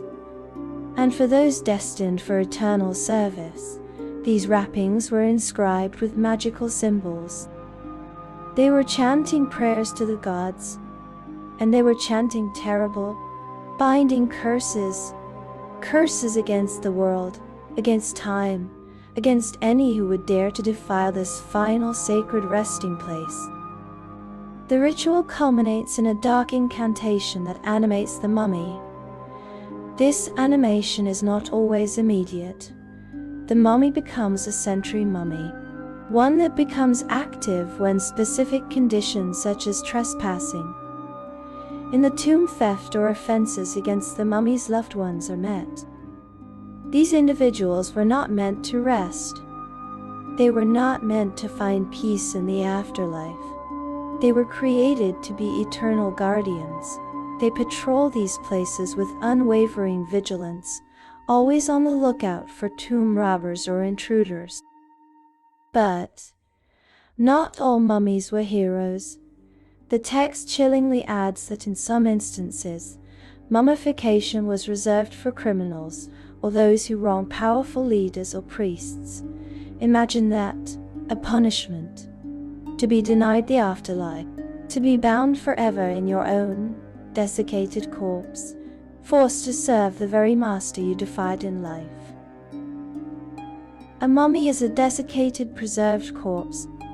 It moves with a slow, stiff-legged, and relentless gait. Its linen wrappings are yellowed, brittle, and stained with age. The air around it thick with the dry, almost pleasant, aromatic scent of those ancient spices, cinnamon, roses, myrrh, mixed with the choking, millennia-old smell of dust and decay. But as it approaches, a palpable aura of dread washes over you. This is not the simple, startled fear of a monster. This is a supernatural, magical terror. All mummies induce terror, causing even the bravest creatures to either flee or become paralyzed by overwhelming dread. The mummy is a vessel of divine, ancient, and angry power, and the living fear it. Weaker minds will break. Section 15. The Curse of Mummy Rot. The mummy itself is a formidable opponent. It is endowed with significant physical strength, its dry, preserved muscles imbued with a supernatural might, far stronger than the living man it once was. It utilizes their natural weapons to clobber, pummel, claw, or bite their opponents. And that touch is its most terrible weapon. This is the curse of mummy rot. It is not a simple disease. It is a supernatural, wasting, and magical curse. The text is terribly specific. If untreated, this curse can be fatal from within 1 to 6 months. A creature touched by the mummy's rotting, dusty fist, their skin begins to change. Each month the victim's skin deteriorates further. And crucially, their natural healing slows significantly. They find that all their wounds will not heal. Cure wounds is ineffective. Magical healing, a cleric's prayer, a paladin's touch, it fails. The curse denies the healing. The smallest cut, inflicted by that ancient hand, begins to fester. But it does not rot as normal flesh does. It dries, it withers. The skin turns black, leathery, and necrotic, flaking away like dry, ancient parchment, the victim's very life force. Their maximum vitality is being consumed drained away, day by day. If this curse is not removed, and only the most powerful divine magic, a spell like a cure disease or break enchantment, can cleanse it, the victim will waste away, growing weaker and weaker and weaker, until their body is entirely consumed. And then, the final terrible insult. When a creature dies from mummy rot, the disease rapidly destroys the corpse within 12 seconds. Imagine that. The hero falls, his friends rush to his side, and before their very eyes, his body crumbles. It turns to a pile of fine, grey dust. A fully decayed corpse cannot be resurrected by the raise dead spell. The curse is so potent that it denies the soul a chance to be resurrected, by destroying the body so utterly. It is a true, final, and permanent death. The mummy is also incredibly resilient. It is an undead, immune to spells, and effects such as sleep charm, hold poison, and paralysis, but it is also a created guardian. The rituals that made it, the divine pacts, imbued it with a powerful resistance to magic of all kinds. These undead beings can only be harmed by magical or enchanted weapons, and even then these tools are only partially effective. It has one true, profound weakness: fire. Fire, both magical and mundane, pose significant threats to mummies. The ancient, dry wrappings, the millennia-old, desiccated flesh, the flammable oils and spices it was packed in. They are all, at their heart, tinder, fire, magical fire. Magical fire, especially, is the one thing the mummy truly fears. It will burn like a torch. It screams dry and dusty, as the fire consumes the ancient preservation spells, breaks the curse, and finally, returns the guardian to the dust it has so long defied. Indeed, now would you. These are not creatures of mindless hunger. They are creatures of singular, unyielding purpose. They harbor a deep hatred for all living things. Yes, but this seems less like the hunger of a ghoul, and more like the jealousy of a wight, or the pure programmed xenophobia of a guardian. They were created to guard a tomb, a pharaoh, or a sacred artifact, and they will do so for eternity. They are intelligent, but it is a cold, ancient, and narrow intelligence. They know their duty. They know who is permitted in their tomb, and who is not, and any who are not, any who are tomb robbers or intruders, will be met with a slow, relentless, and terrifyingly silent judgment. Section 16. The ruler of the tomb, the mummy lord. As with the ghouls, there is a greater, more terrible form of the mummy, a creature that is not just a guardian, but a ruler, a creature that did not just suffer this curse, but chose it. This is the mummy lord. A mummy lord is not a mere soldier. It was in life a particularly powerful and evil individual, a high priest of a dark god, a sorcerer king of a forgotten empire, a pharaoh of immense power. They did not just undergo the rituals of preservation, they orchestrated them.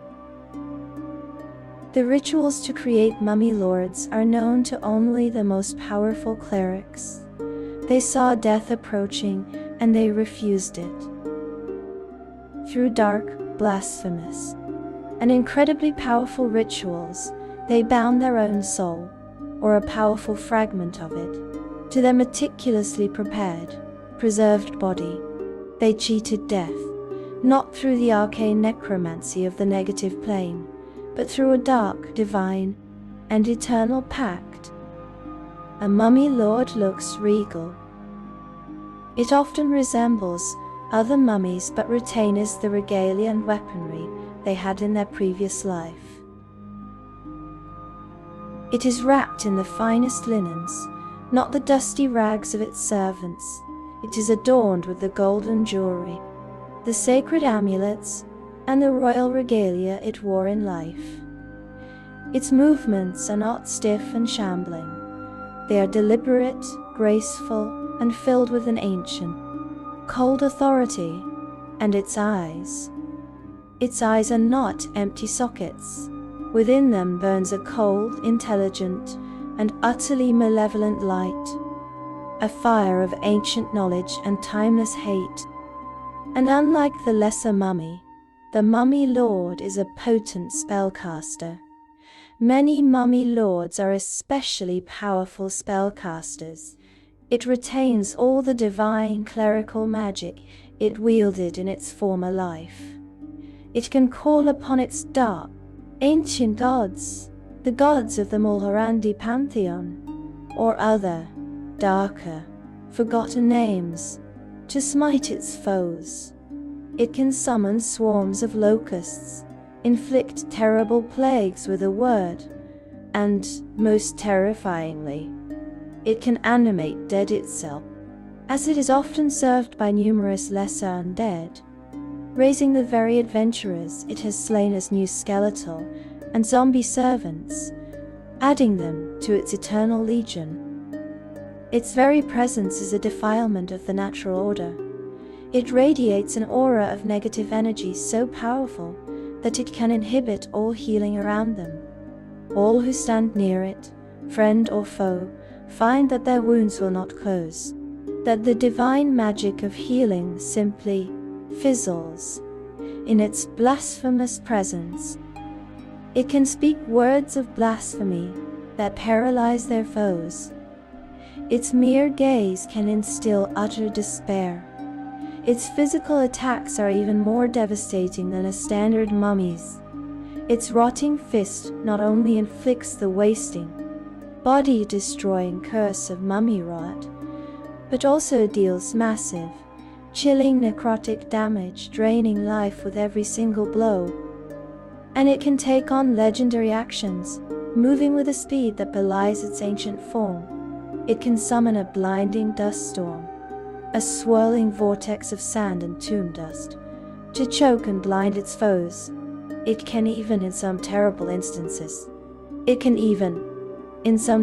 instances, dissolve its entire physical form into a whirlwind of sand, becoming immune to all damage as it moves across its lair, only to reform, unharmed, right behind its chosen prey.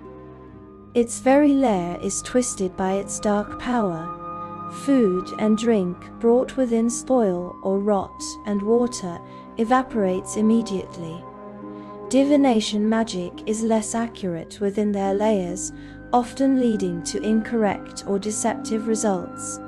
It is a place of wrongness, where the natural laws of the world begin to fray.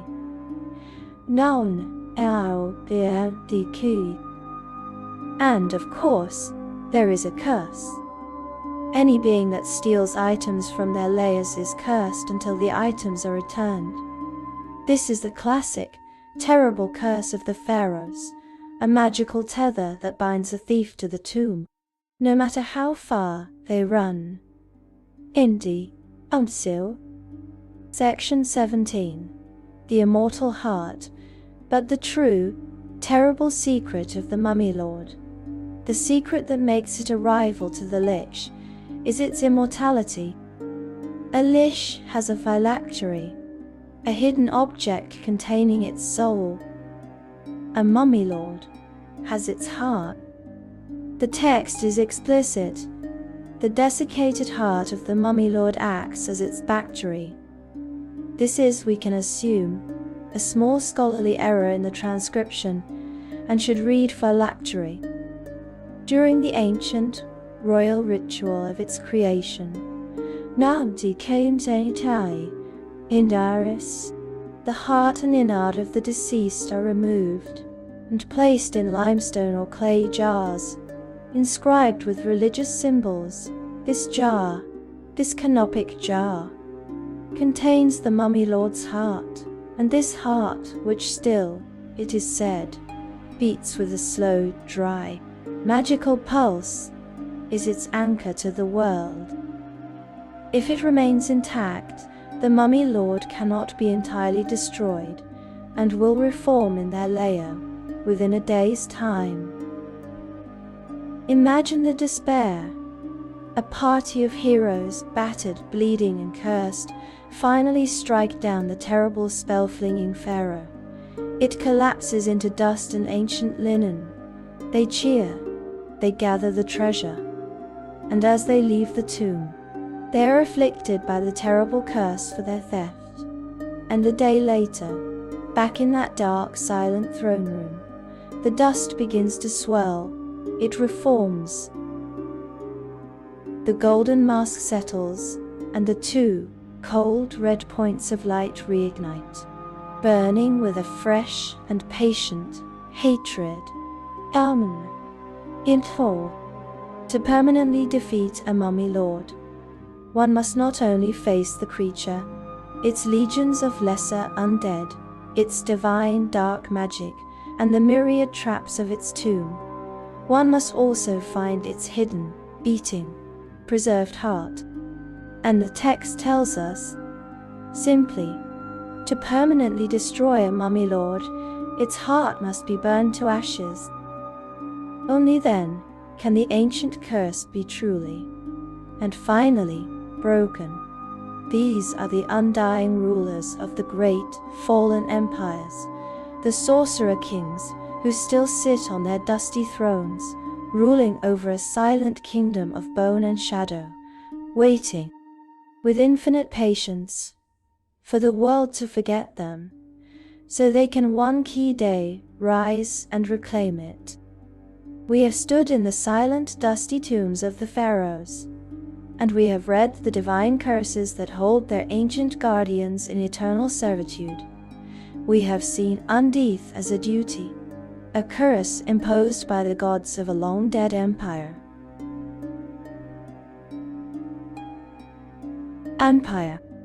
But now, we turn from the divine to the personal. We are about to encounter the undead that are not born of a grand cosmic pact, or a demon's hunger, or a priest's ritual. These are the undead born from the self. They are the terrifying physical manifestations of a mortal soul's most powerful and most terrible emotions. These are the hateful, the vengeful, and the sorrowful. They are not tools. They are the hatred. They are the vengeance. They are the grief. Let us walk now into the cold, damp earth of the barrow. Let us push aside the heavy stone lid of the ancient warrior king's tomb, and let us meet the malice within. Section 18. The malicious soul. The white. We begin with the most hateful and the most purely spitefully evil of these emotional undead. This is the white. A white is not born of a wizard's spell. It is not the result of a magical plague. It is born of its own, profound, and petty evil. The lore is clear.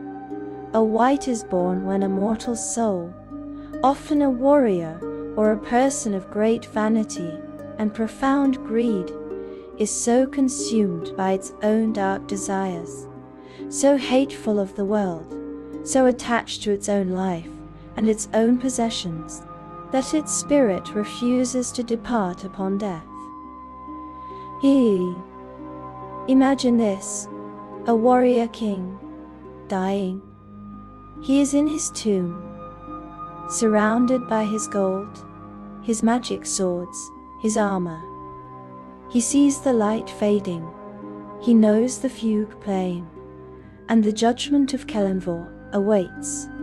And he refuses. He is so filled with spite, so consumed by greed, that he cannot bear the thought of leaving his things. He cannot bear the thought of his descendants, or worse, tomb robbers, touching his gold. And in that final dying moment, he reaches out, not to a god, for he has no faith, not to his family, for he has no love. He reaches out to the cold, dark void. He reaches out with his spite, his greed, his malice. He makes a silent, desperate, and evil pact. And a dark power, Orcus most often, or sometimes Shah, the Lady of Loss, answers.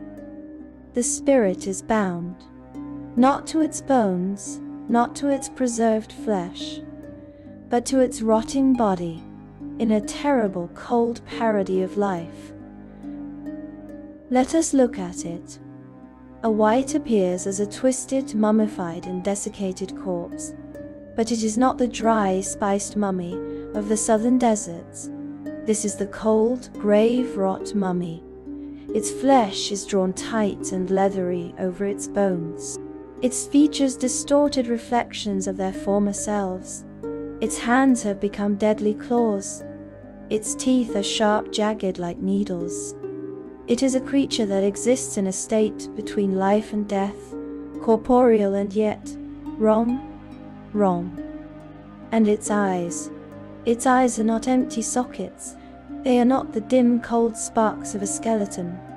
They are glowing points of light, or as the texts say, they glow like white-hot embers. This is not the cold, it unthinking animus.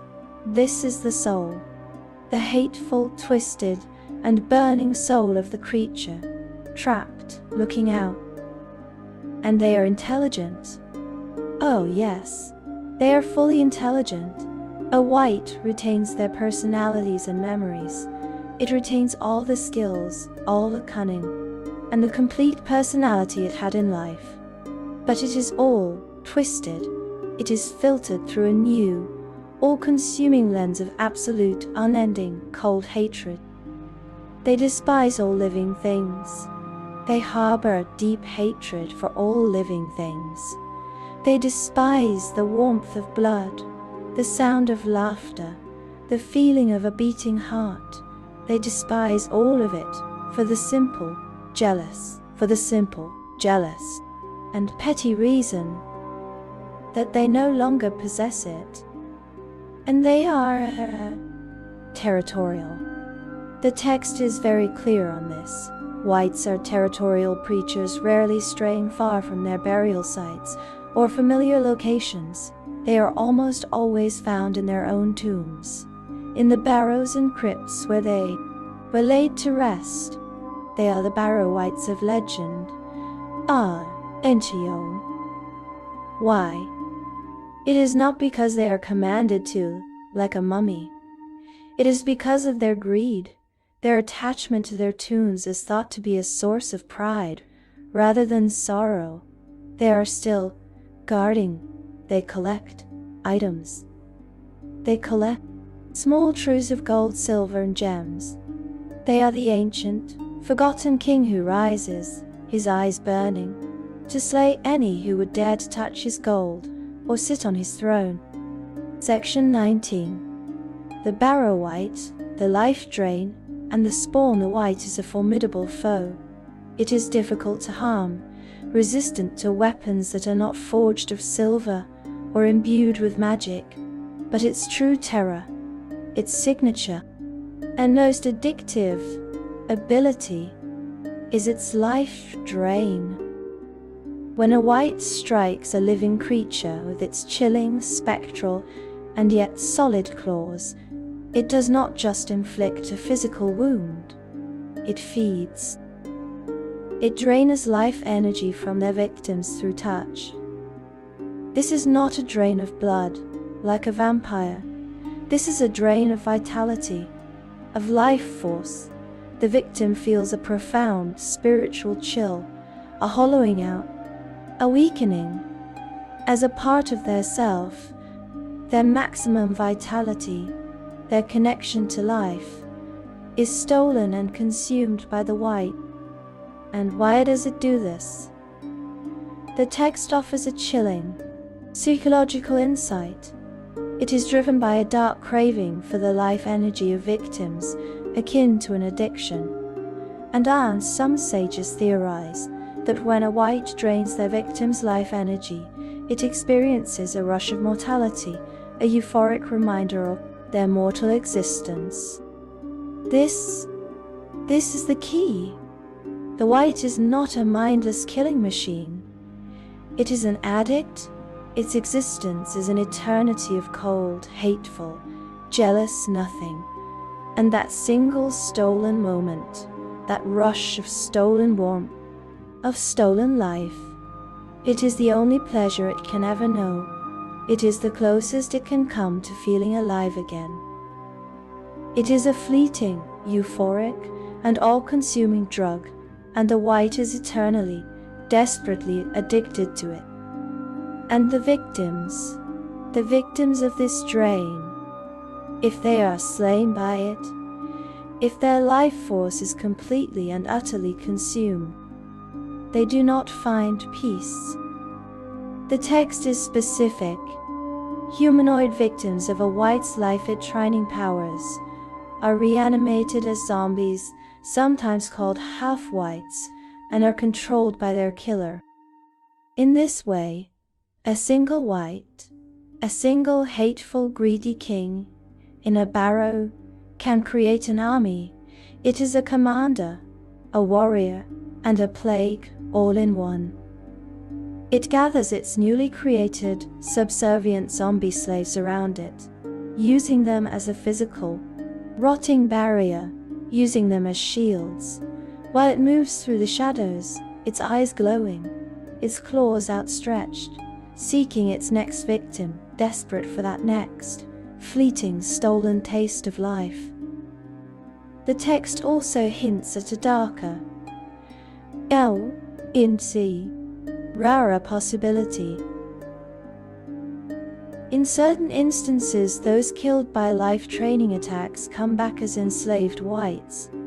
This is a terrifying thought, that a particularly strong, or perhaps hateful, victim might not rise as a mindless zombie, but as a new, sentient white now enslaved to its killer's will. And the text adds a chilling note. If the master is slain, these whites regain their malicious free will. A white then is not just a killer, it is a plague vector for sentient malice. And they evolve.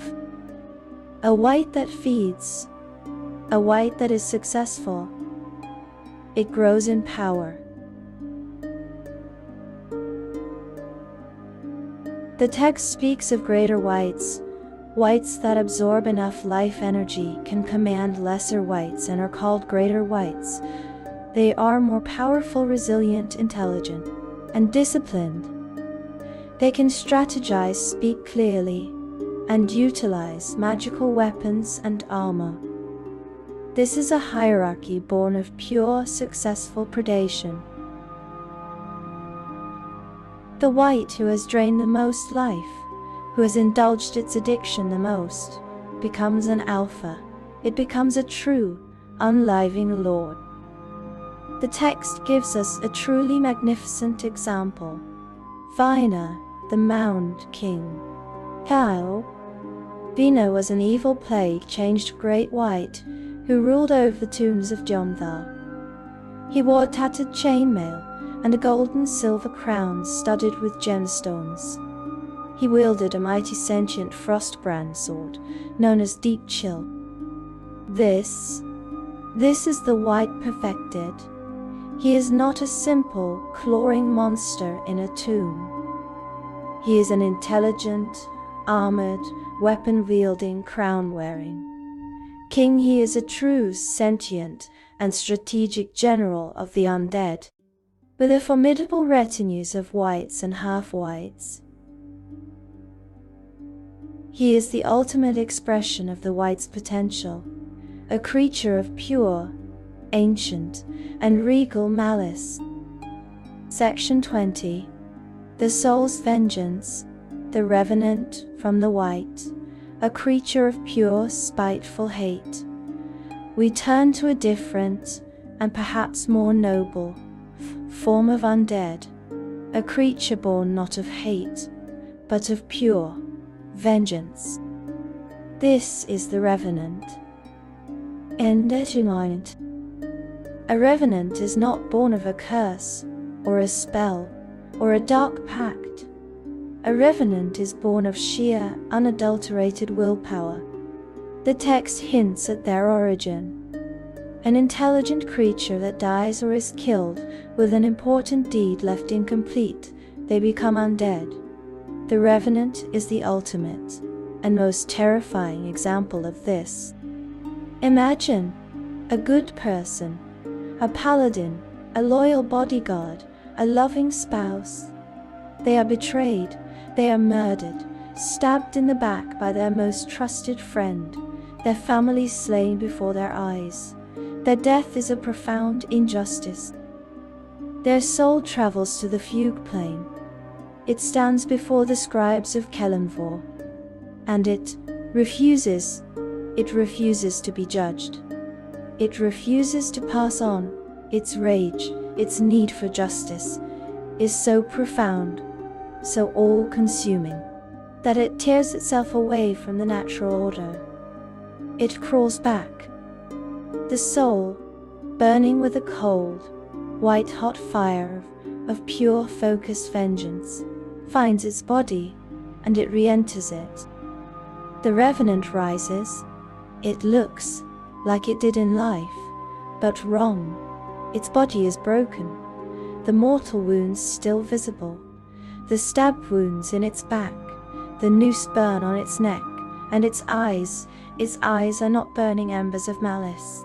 Like a white's, they are burning with a cold, focused, intelligent light. The light of a soul with a mission. And it has one mission. A Revenant is not a creature of random hate. It has a single driving purpose: to find the one who murdered it, and to end them. It is a cosmic instrument of justice. It has a one-track mind. And here is the key difference. A white is eternal. A Revenant is temporary. The law tells us it has 1 year. From the moment it rises, a cosmic clock is ticking. It has 1 year to find its target and enact its vengeance. And in that year, it is unstoppable. A Revenant knows, innately, the direction and distance to its killer.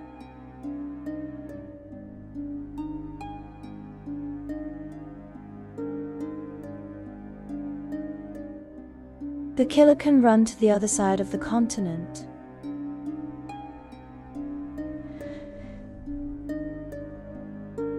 They can sail across the ocean. They can magically teleport to another plane. It does not matter. The Revenant, it does not sleep, it does not eat, it does not stop. It will walk across the seafloor. It will walk through a blizzard. It will walk through a desert. It will walk through a desert. It will not stop. And if its body is destroyed, if its killer, in a panic, hires a band of adventurers to slay the monster, it does not matter. The adventurers can hack the Revenant's body to pieces, burn it, and scatter the ashes. The next day, the soul, that burning, vengeful soul, will simply find a new body. It will find the nearest, freshest corpse, often the corpse of one of the adventurers who just killed it, and it will possess it. The new body will rise. Its eyes will ignite with that same cold fire, and it will continue walking. It is inevitable. And then, the end? The Revenant, after weeks or months, finally corners its killer. It brings them to justice. often with its bare hands. And the moment its target's heart stops, the moment its vengeance is complete. Kijani, Danatim, Idani Kajur. It is over. Nan. The burning white-hot fire in its eyes flickers and extinguishes. The soul, its purpose fulfilled, its great injustice balanced, is finally released. It lets go. And the body, whether its original or the one it has borrowed, collapses. It turns instantly to dust and bone. Its mission is complete. It is, at last, at peace. It is a terrifying, unstoppable, and relentless, but in its own dark way, a just form of Undead. Section 21.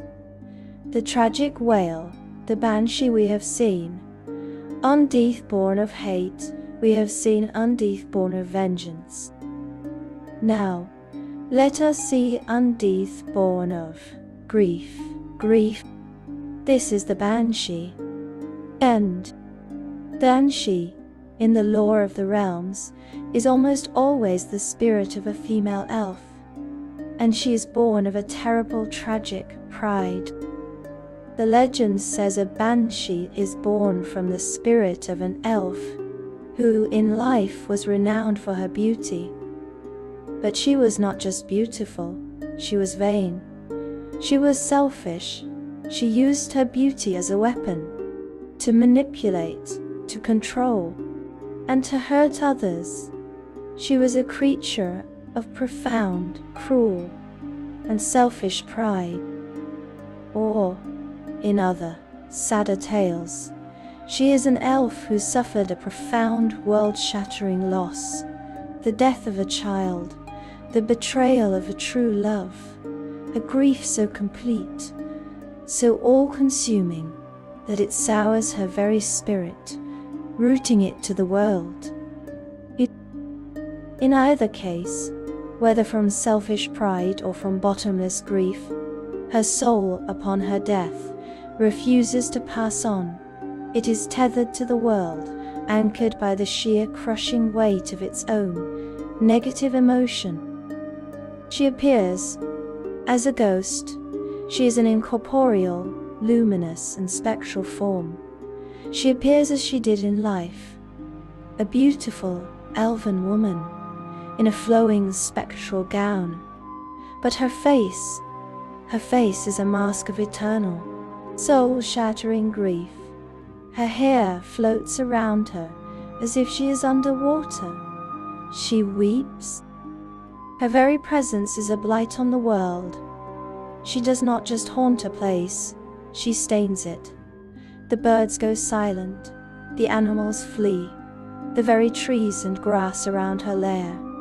Often a beautiful ruined elven tower, a misty moonlit grove, or the place of her great tragedy, grows sick and pale and cold. She is a creature of profound sorrow. She is not always evil. Not like a white, she is tragic. She is an echo of a terrible moment, a creature of pure negative emotion. She often does not even see the adventurers who find her. She is lost in her own eternal, weeping memory. Floating through the ruins of her tower, her hand outstretched, whispering the name of her lost love. But, if disturbed, if confronted, if her grief is interrupted, her sorrow turns, in an instant, to a cold, terrible rage. Her corrupting touch can lash out, a cold, life-draining attack that chills the soul. But this is not her true weapon. Her true weapon is her voice. The banshee's wail. Himdero. Once per night, the banshee can release her grief. She opens her mouth, and the sound that issues forth is not a scream of anger. It is a scream of loss. It is the sound of all the grief, all the loss, and all the sorrow in the world, focused into a single psychic sonic wave. It is not just loud, it is devastating. Those who hear it, their souls are assaulted by this pure negative emotion. The weak, the frail, the unlucky, their hearts simply stop. They die instantly. No save, no resistance. They just die. Their faces, the texts, are frozen in a mask of pure abject terror. Indio. The banshee is the ultimate, tragic and terrifying expression of sorrow, a creature so broken by its own life that in its death, its very grief has become a weapon. We have now spent a great deal of time with the corporeal. We have felt the chill of the wight's icy flesh, we have heard the dry rattle of the Barrow King's crown, and we have felt the searing, final fire of the Revenant's vengeance. We have seen the Undeath that is bound to flesh, bone, and rotting sinew. But now we must let go of the physical. We turn to the undeath that has no body, the creatures that are not puppets of flesh, but stains on the soul. We enter the realm of the incorporeal, the spectral, the creatures of echo, and shadow, and pure, hateful thought. These are the beings that can walk through the thickest castle walls, that laugh at the warrior's blade and the rogue's arrow. These are the undead that attack not your body, but your will, your mind, and your very soul. Let us begin with the most tragic and the most personal of these spectral dead. Section 22. The tragic echo, the spectre. If the wight is born of pure malice, and the revenant is born of pure vengeance, the spectre is born of pure tragedy. A spectre is the true, lingering spirit of a humanoid. It is a soul that has been trapped, a soul that cannot or will not move on. They are born of despair. They are the spirits of those who died in a moment of great, profound violence, grief, or overwhelming despair. The bride who took her own life on her wedding day. Bang day, her spirit forever bound to the ruined chapel. The man betrayed and murdered by his brother, his spirit consumed by an endless looping rage. The mother who watched her children die, her soul locked in a single eternal moment of grief. Their emotion, their grief, their rage, their despair. It is so powerful that it anchors them to the place of their death. It is a weight so heavy that it defies the natural silver pull of the fugue plane. This is a key distinction we must make. We are not speaking of a ghost. A ghost in the scholarly sense is often a simple echo, a non-sentient replay of a past event. Or it is a spirit that is not itself evil. It is a spirit that is confused. It is a spirit that is trying to communicate a message, to lead someone to its body, or to solve the mystery of its own death. A ghost might be frightening, but it is, at its heart, a puzzle. A spectre is not. A spectre is not confused. It is not trying to communicate. It is hateful. It appears as a faint, luminous, and spectral humanoid form. You can see its features, the features of the person they were, but they are twisted in a permanent, silent mask of their final terrible emotion. They float silently, their form flickering, their voice a cold, ethereal whisper on the wind, and they are consumed by a single, all-encompassing emotion: hatred of the living.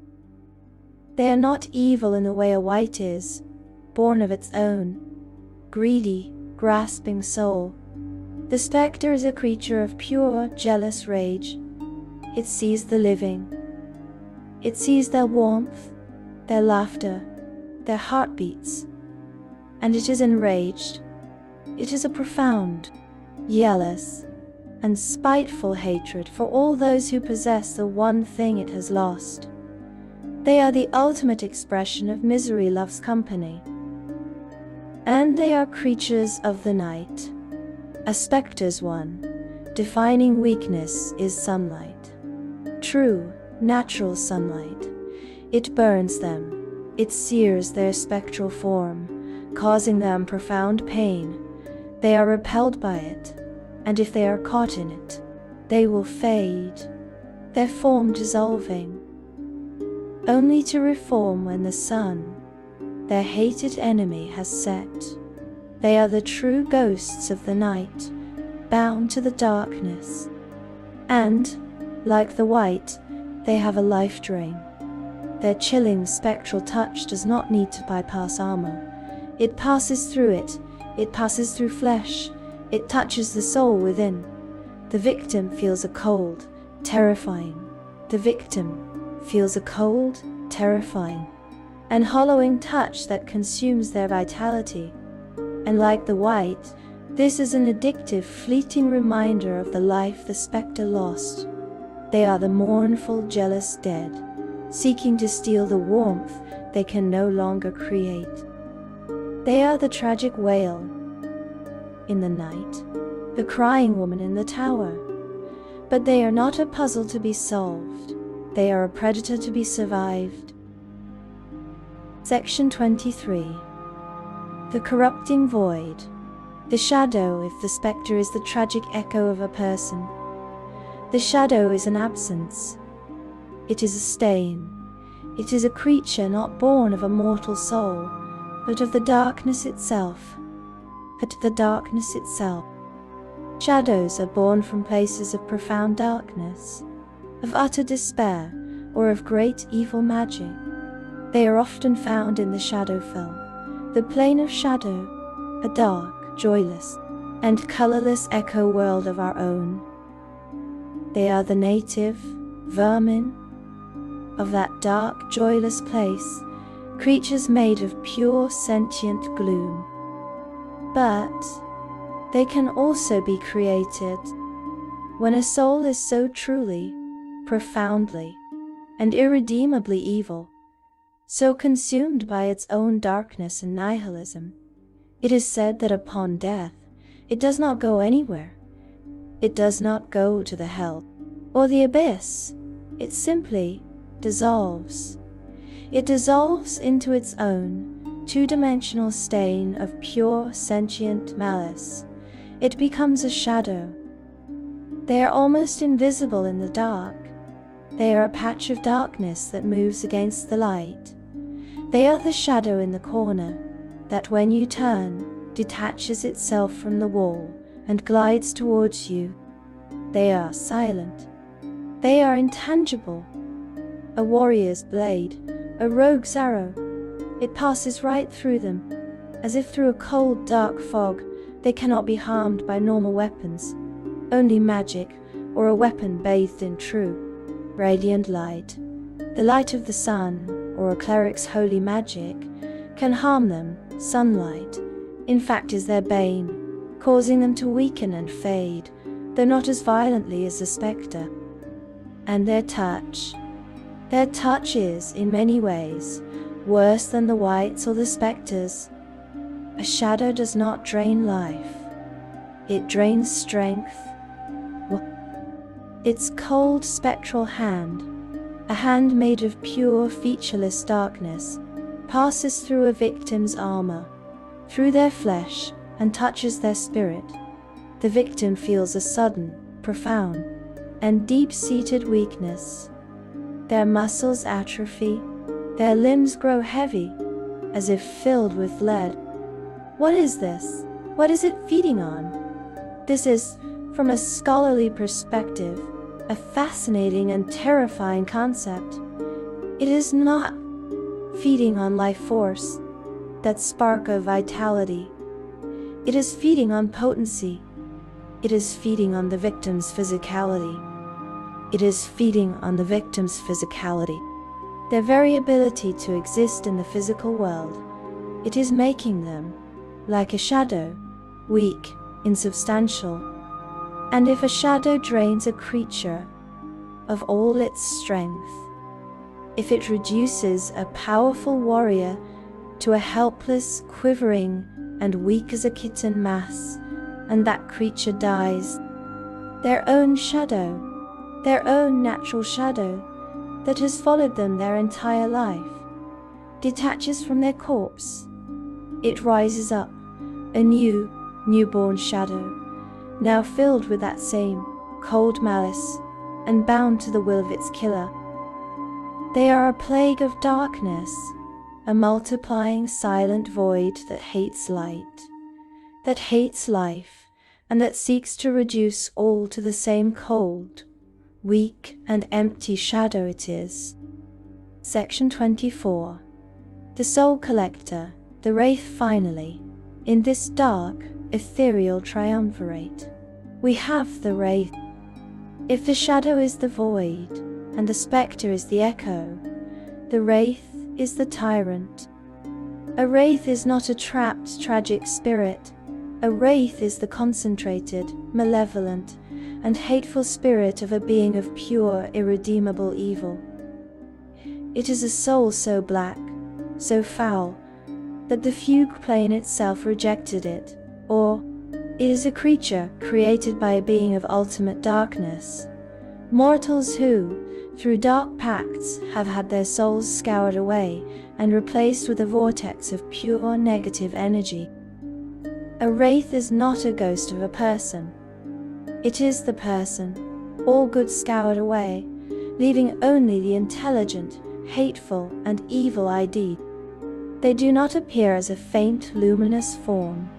They appear as a swirling, dark vortex of shadow and hate, a vaguely humanoid shape, often described as a figure in a dark, tattered, and spectral cloak, and in the hood of their darkness, two burning, red pinpricks of light, two embers of pure ancient hatred, stare out. They are the commanders of the incorporeal. They are intelligent, they are generals, and they are absolute. They despise all life with a focused, tactical, and profound hatred. They do not just hate life. Like a spectre, they plot against it. They command lesser undead. Their dark will a beacon to wights and skeletons and shadows. Their life drain is devastating, capable of killing a hero in seconds. It is a torrent, a siphon, of negative energy. And when they slay a mortal, the consequence is, perhaps the most terrible of all. That mortal's soul is not released. It is not turned into a shadow. It is trapped. It is enslaved. It rises in moments, as a new spectre, bound, enslaved, to the Wraith's dark will. This is a hierarchy of pure evil. A wight slays a mortal, and creates a mindless zombie. A shadow slays a mortal, and creates a mindless shadow. A Wraith slays a mortal, and creates a sentient, tragic, and hateful spectre. It is a general that builds its own army from the souls of those it slays. It does not just kill you, it recruits you. It is a far more profound, and a far more soul-destroying form of evil. It is perhaps the most dangerous and the most evil of all the lesser undead, for it does not just destroy the body, it destroys and enslaves the soul. Section 25. The Mad and the Unmade. Aleps and bodaks beyond these, common incorporals, there are other, rarer, and far, far stranger forms of Undead, creatures born not of simple emotion, but of cosmic wrongness. First, let us speak of the Alip. The Alip is a creature of madness. It is born from the soul of one who in life discovered a terrible, forbidden, and profound secret. A secret so vast, so alien, and so wrong, that their mind shattered, often. This discovery leads them to take their own life, to end the torment of the knowledge. What is this secret? The lore is of course silent, but we can infer this is not a simple mortal secret.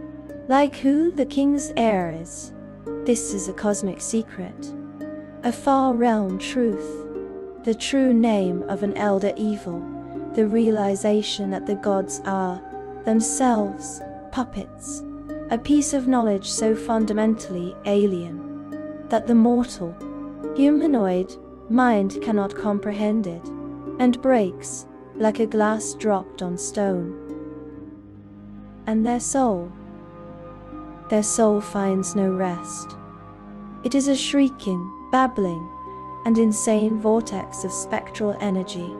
It appears as a floating, vaguely humanoid shape, but its form is not made of light. It is made of whispers. It is a cloud of overlapping, contradictory, and maddening secrets, given form. Its very presence is a psychic assault. To be near an Alip is to hear the whispers, to hear the secrets that broke its mind, and these whispers, they attack you. They do not drain your life, they do not drain your strength, they drain your mind, your sanity, your wisdom. Those who are overwhelmed by this psychic babbling onslaught are, themselves driven mad. Their minds are broken, just as the Ellipse was. It is a creature of intellectual contagion. It is a walking, weeping, screaming spoiler for reality. And from the broken mind, we turn to the erased mind. This is the bodak. The bodak is, perhaps, the most terrifying of all. It is not born of malice, or tragedy, or madness. It is born of blasphemy. The lore is dark, and it is specific. A bodak is created when a mortal, in an act of ultimate hubris, or ultimate terror, travels to the abyss, and looks upon the face of Orcus himself. The gaze of the demon lord of Undead is not survivable. It does not just kill. It unmakes, the mortal soul is annihilated. It is scoured away, burnt out by the sheer, nihilistic evil of the demon lord. And the body is left a husk, an empty, walking, and evil shell. A bodak is a corporeal creature. You can hit it, but it is wrong. It is a hairless, grey, and featureless creature. Its face is a smooth, blank canvas of skin. No, not even skin. A sort of anti-life, where its eyes should be. There is nothing. Just empty, hollow sockets. It is a creature of pure negative energy, and its one terrible weapon is its gaze. It does not need to touch you. It does not need to drain you. It just needs you to look at it, to meet its gaze, to look into those empty, hollow, nothing sockets. And if you do, you are inviting the same unmaking horror that created it. A living creature who meets its gaze must resist, or die, instantly. Not dying, not unconscious, just dead. Their life is snuffed out, their soul annihilated, just as the Bodak's was. What then is walking around? What is the Bodak if its soul is gone? We can infer it is a vessel, it is a hollow shell, filled with a tiny echoing fragment of Orcus himself. It is an echo of that annihilating gaze, now living in the corpse. It is a walking, mindless and silent plague, a true abomination in the eyes of all that lives. Section 26. The failed Lich, the bone claw. We have spoken of the Lich. It is the ultimate goal of many a necromancer, to achieve immortality, to store one's soul in a phylactery, and to become a godlike being of pure unliving intellect. But this ritual is the very pinnacle of arcane, evil magic. It is incredibly complex. It is dangerous. It is expensive, requiring the rarest of components and a soul of singular evil focus. And often it fails. When it does, the results are catastrophic. The wizard's soul, now torn from its body by the failed ritual, is a screaming, desperate, and powerful vortex of pure, negative energy. It has failed to reach its phylactery. It is lost, it is untethered, it seeks an anchor, and in its blind, screaming panic, it will latch onto the nearest, most evil, and most powerful soul it can find. This is often the very patron the wizard was appealing to for the ritual. A demon lord, a dark god, an elder evil, or, in some cases, it latches onto a nearby living creature of profound evil. A powerful warlord, a cruel-hearted king. This is the origin of the bone claw. The wizard's failed, screaming spirit, its intellect, its memories, all of it scoured away by the failed ritual, leaving only a shriek of pure, negative energy, clings to this new master. And in doing so, it manifests a new, physical body for itself. Endi awino, nenchu chai, ejono. A body made of spite, a body made of regret, a body made of bone. This body is a towering, skeletal horror. It is tall, emaciated, and its limbs are unnaturally disturbingly long. Its hands are gone. In their place are two enormous, razor-sharp claws, each 3 or 4 feet long, made of pure, black serrated bone. Its skull is often elongated, its jaw distended in a permanent silent scream. The bone claw is an intelligent, vicious, and powerful undead. But it is a slave. It is bound by its own failed ritual to the will of the evil master its spirit clung to. It acts as a perfect, silent, and unstoppable bodyguard. It is the physical manifestation of the wizard's failure, now given form as an eternal, unthinking servant. And it cannot be destroyed. This is its most terrible and most defining quality. If a bone claw is defeated in combat, if a party of heroes manages to hack it apart, to reduce it to splinters of black bone, it is not dead. It is not dead. As long as its master, who may be miles away, sitting on a throne, completely unaware of the battle, still lives, the bone claw's spirit is still anchored. It will simply reform. The text tells us that in a matter of hours, it will build itself a new, perfect skeletal body, and it will reappear, often in a flash of shadow right next to its master, ready to continue its silent, eternal, and failed service. The only way to truly destroy a bone claw is to find and kill the master it is bound to. Only by destroying its anchor can the screaming, failed spirit finally be released into the oblivion it so tragically earned.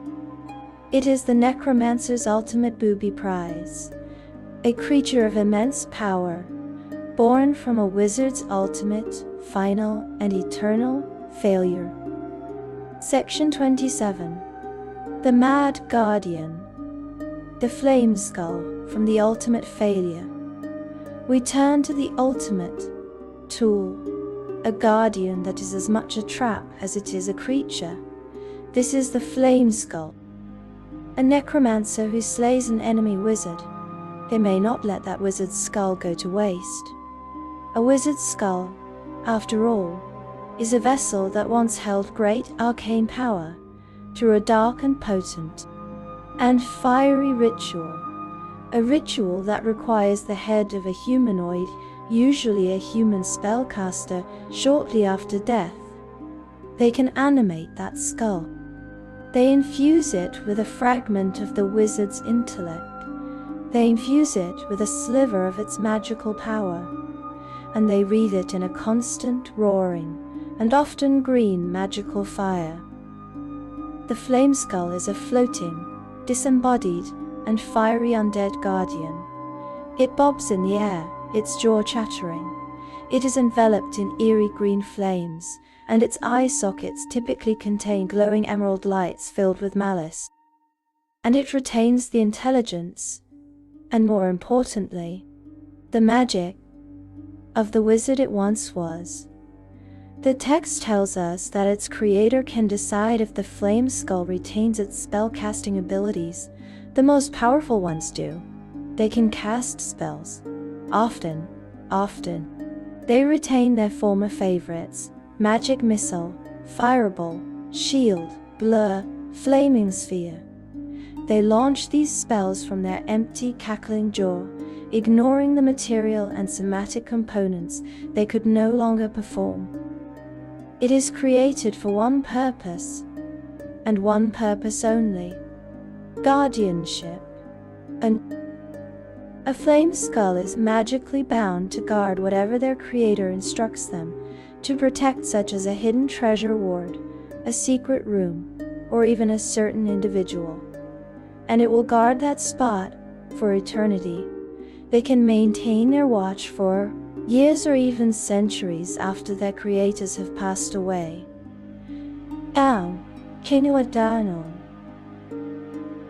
And here, we find the creature's curse. The Flame Skull is maintaining their intelligence. It is aware, but it is bound by an unbreakable magical ward to a single tiny, boring, 10-foot by 10-foot room for hundreds or thousands of years. This eternal, extreme boredom and loneliness, this prolonged watch, it drives every single Flame Skull insane. They are creatures of pure chattering and cackling madness. When intruders finally arrive, after 500 years of staring at a wall, the Flame Skull is not just angry, it is entertained. The text says they constantly seek entertainment and crave companionship. They will cackle. They will emit insane echoing laughter. They will taunt and threaten. They will speak aloud to lure them into traps or deceive them. They will narrate the battle as it happens, all while blasting their newfound companions with lethal, high-level magic. And, like the Bone Claw, a Flame Skull is incredibly difficult to destroy. They steadily regenerate all damage, and can even reassemble themselves within a few hours to a few days after being completely shattered. If shattered, its fragments will slowly pull themselves back together. The dust will congeal, the bone will reform, and the Flame Skull will ignite once more, its green flames roaring back to unlife. The only way to permanently destroy it is to break the magic. The broken fragments must be splashed with holy water, or they must be targeted with a dispel evil, dispel magic exercise, or remove curses spell. You are not just destroying the bone, you are exorcising the magic. But here is the final, ironic, and hilarious twist. If an adventurer finds the object the flame skull is guarding, say, an ancient magic crown, and if the object or person they guard is destroyed or taken, the flame skull's binding is broken. Its purpose, its boring purpose, is gone. It is free. But it does not attack its liberator. No, it will show a form of gratitude. It is grateful. It is ecstatic. It is finally free from its boring room. And what does it do? It will follow the person responsible. It will accompany them everywhere, ensuring that no quiet study, secret meeting, private matter, or romantic moment is safe from their new ever-present flame skull companion. Imagine it, the hero, having survived the tomb, is trying to have a quiet drink at an inn, and this flaming green, cackling skull floats just over their shoulder, making witty remarks, insulting the barmaid, and loudly narrating the hero's attempts to flirt. It is the most insane, annoying, indestructible, and flaming traveling companion a party could ever ask for. Section 28. The Warlock's Curse. The Deathlock from the Mad. We turn to the indentured. Not all spellcasters who dabble in the dark arts are wizards, poring over ancient tomes. Some are warlocks. They are mortals who have made a pact, a bargain with a powerful extraplanar being, a fiend, a great old one, an archfey, a great old one, an archfey. And these patrons, they are not kind. They do not, as a rule, accept retirement. A warlock in their pact has pledged their soul, and that pledge, it seems, extends beyond the veil of death. A deathlock is born from the corpse of a warlock who in life served such a powerful and unforgiving patron. When the warlock is slain, their service is not over. The patron, be it a demon lord like Orcus or a devil prince of the nine hells, reaches out across the plains and reanimates their slain servant to continue their service. The warlock's body rises, but it is not a mindless zombie. It is not a hateful, greedy wight. It is a deathlock. It appears as a withered, desiccated, and dark echo of its living self. Its eyes glow with the cold, eldritch light of its patron. It is a creature of cunning, of intelligence, and of servitude. It is, in essence, a warlock, undead. It retains its mind, it retains its memories, and most terrifyingly, it retains its magic. A deathlock is a warlock. It can cast the same dark, eldritch spells it did in life. It hurls bolts of crackling, eldritch energy. It casts darkness. It summons shadows. It is a sentient, spell-casting, and loyal undead servant. But it has no will of its own. Its pact, in life, was a bargain. In death, it is slavery. Its mind is utterly bound to the will of its patron. It will continue to carry out its master's dark designs, to guard its master's hidden temples, and to pursue its master's ancient vendettas. Now, with the tireless, unfeeling, and eternal benefit of Undeath, it is a chilling, cautionary tale for all who would seek to bargain for power. The fine print is eternal. Section 29. The severed servant, the crawling claw. Finally, we come to the most fragmented of the arcane undead.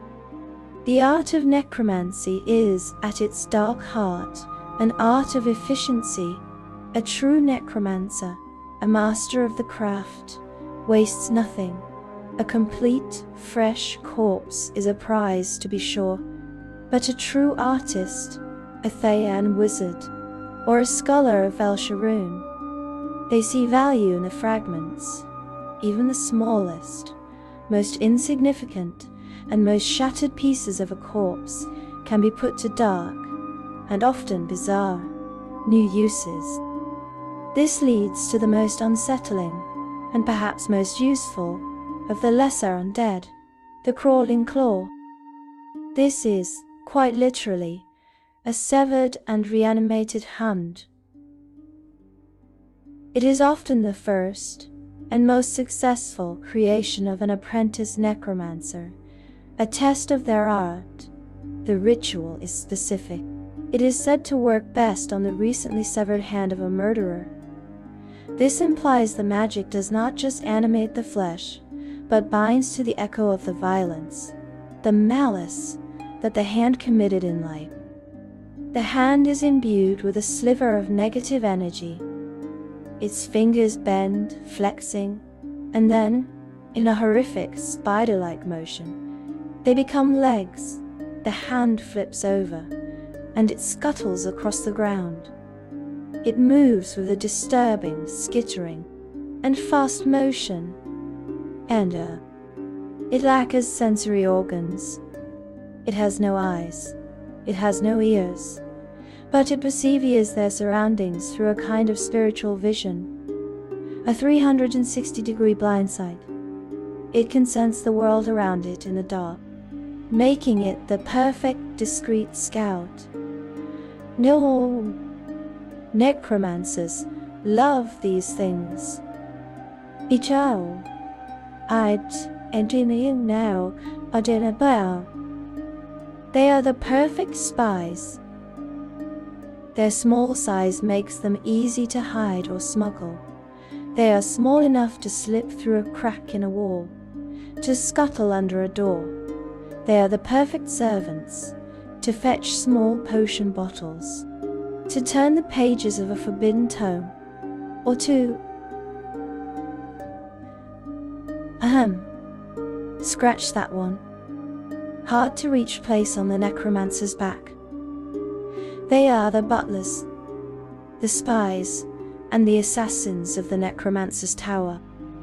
They are surprisingly durable, and a swarm of them, an applause, as the text so chillingly names it, can be a terrifying foe swarming targets and overwhelming them, leaping onto a victim, their small, sharp, and strong dead nails tearing at flesh, at throats, and at eyes.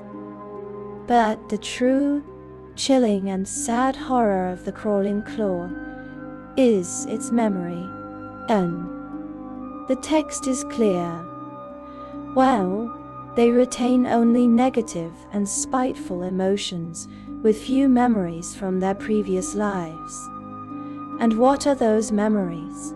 Without specific commands, they attempt to recreate the murders they committed when they were alive, as those are among their few remaining memories. Imagine it, a necromancer's lair. An intruder, hiding in the shadows, sees not just a scuttling hand. They see a hand by the fireplace, miming the act of strangling someone. A hand on a table, stabbing over and over and over at a phantom victim. Noel, in a shape you say dear. It is an echo, a muscle memory, of pure unadulterated violence, trapped in a severed, skittering limb, replaying its one dark, defining moment for eternity. Lore.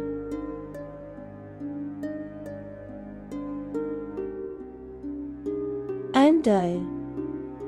Undead. Custom. Game script. Part 9 of 9. CGCU. A. Script begins. We have come to the end of our dark bestiary. Nichamin. Sura you see? Down. We have stood in the cold, silent void of the negative energy plane. We have walked with the gods of death and of undeath. We have stood in the silent, clattering ranks of the skeletal legions. We have smelled the rot of the shambling, moaning zombie. We have fled from the ravenous, paralyzing hunger of the ghoul. We have stood before the ancient, cursed gaze of the mummy, and felt the dust of millennia. We have felt the cold, hateful, and life-drinking touch of the white. We have dissolved into the darkness of the shadow, have felt the soul-tearing grasp of the wraith, and have cackled with the madness of the flame skull.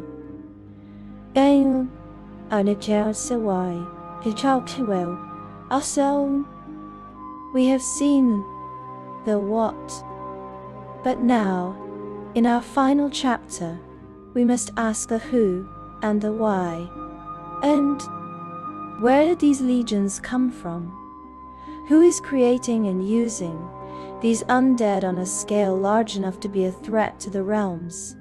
A single mad necromancer in a tower is a local problem. A single wight in a barrow is a dungeon problem. But there are factions, entire nations, and secret societies who have turned the art of necromancy from a forbidden, secret art into a tool of industry, of war, and of power. These are the grand puppeteers. Section 30.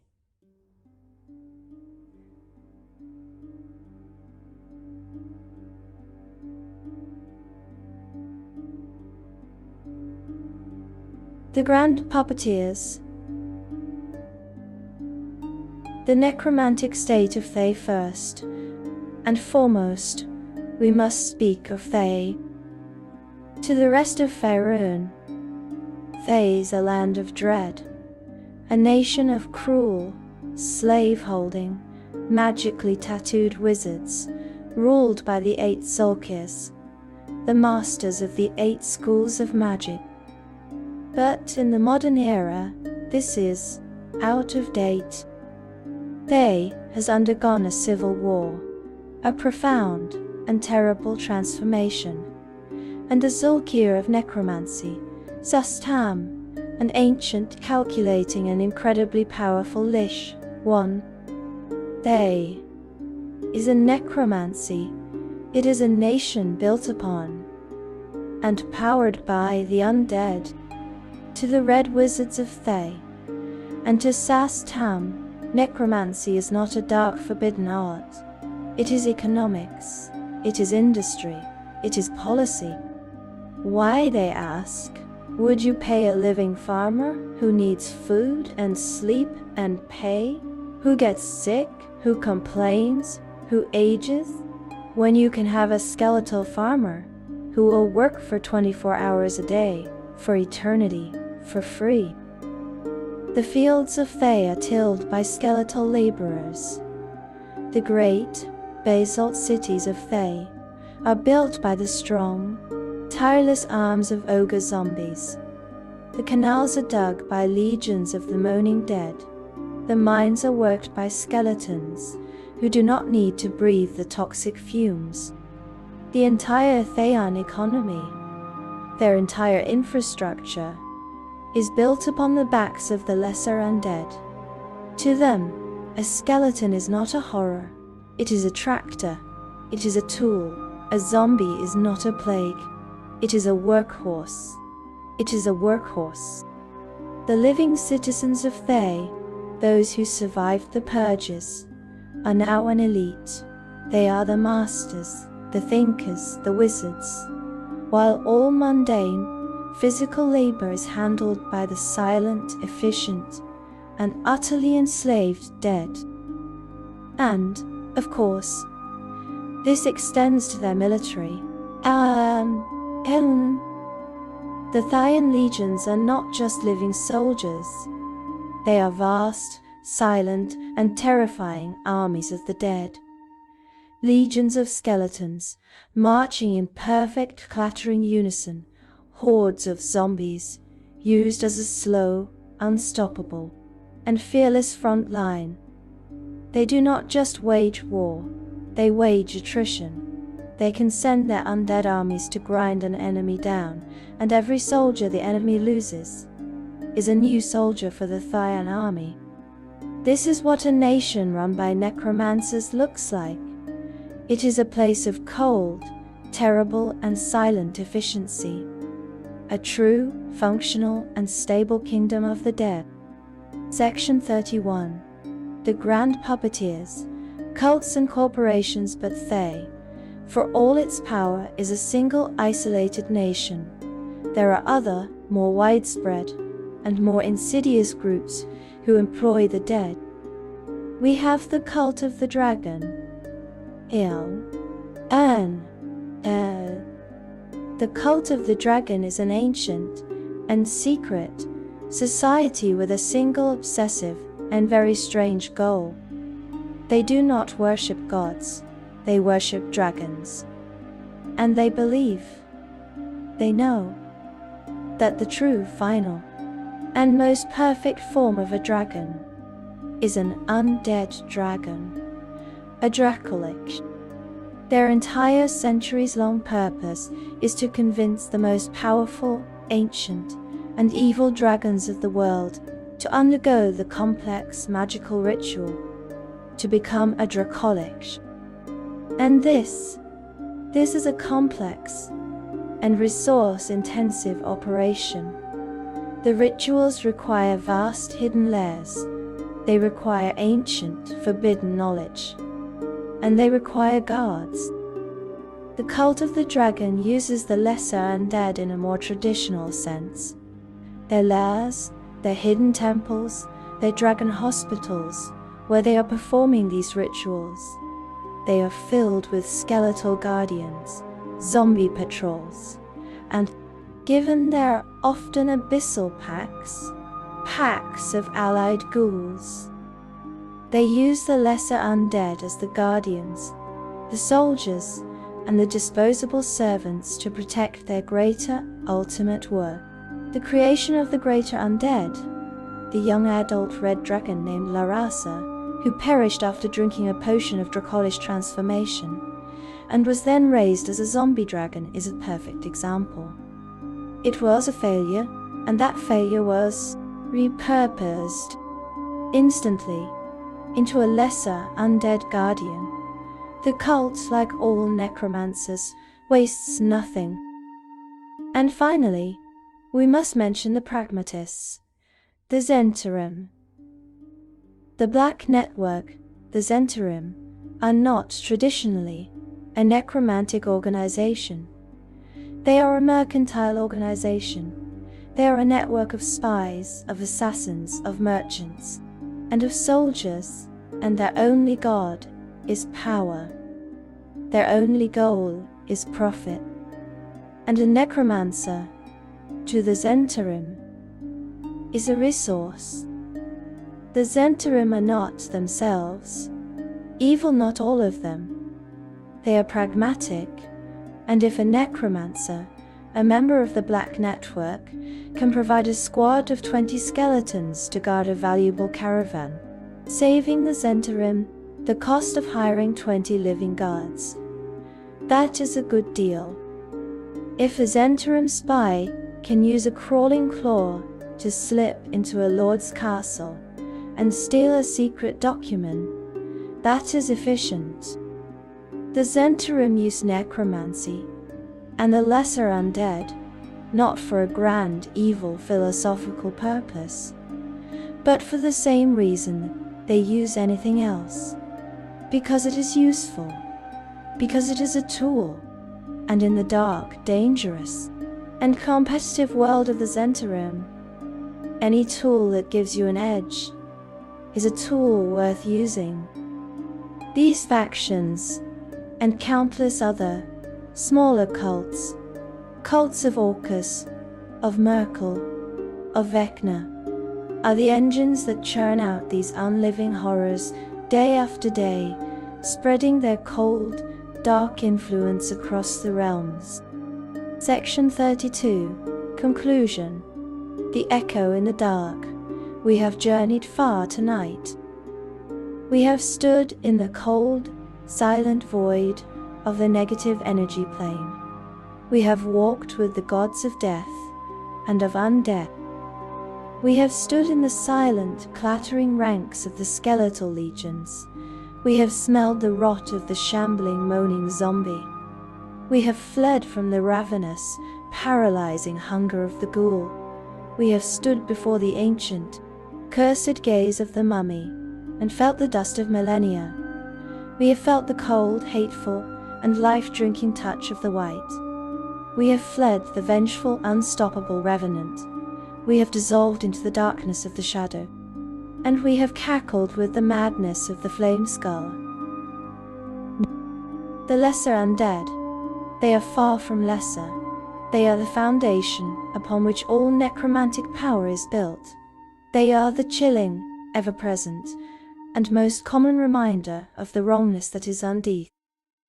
They are not just monsters. They are violations. They are the echoes of lives that were, now twisted into tools, into slaves, into weapons. They are the farmer who cannot rest, the soldier who cannot die, the king who cannot let go, the wizard who cannot be silent. They are the tragic, the horrifying, and the monstrous. And in the dark, forgotten, and silent places of the world, they are waiting. When a hero, an adventurer, delves into these crypts, they are not just seeking treasure. They are not just seeking fame. They are, in their own unwitting way, priests. They are agents of Kelemvor. They are the agents of the natural order. They are the agents of the natural order. And with every swing of their holy mace, with every blast of their radiant sun-like fire, they are not just killing monsters. They are bringing, at long, long last, rest. They are granting the final, peaceful and merciful end that these poor, twisted and unliving souls were so cruelly denied. But until that day, until the last dark crypt is cleansed, until the last mad god is silenced, they will be there. Listen. In the silence of the night, in the deepest part of the forest, in the ruins of the castle on the hill, you can hear them. The dry clatter of bone on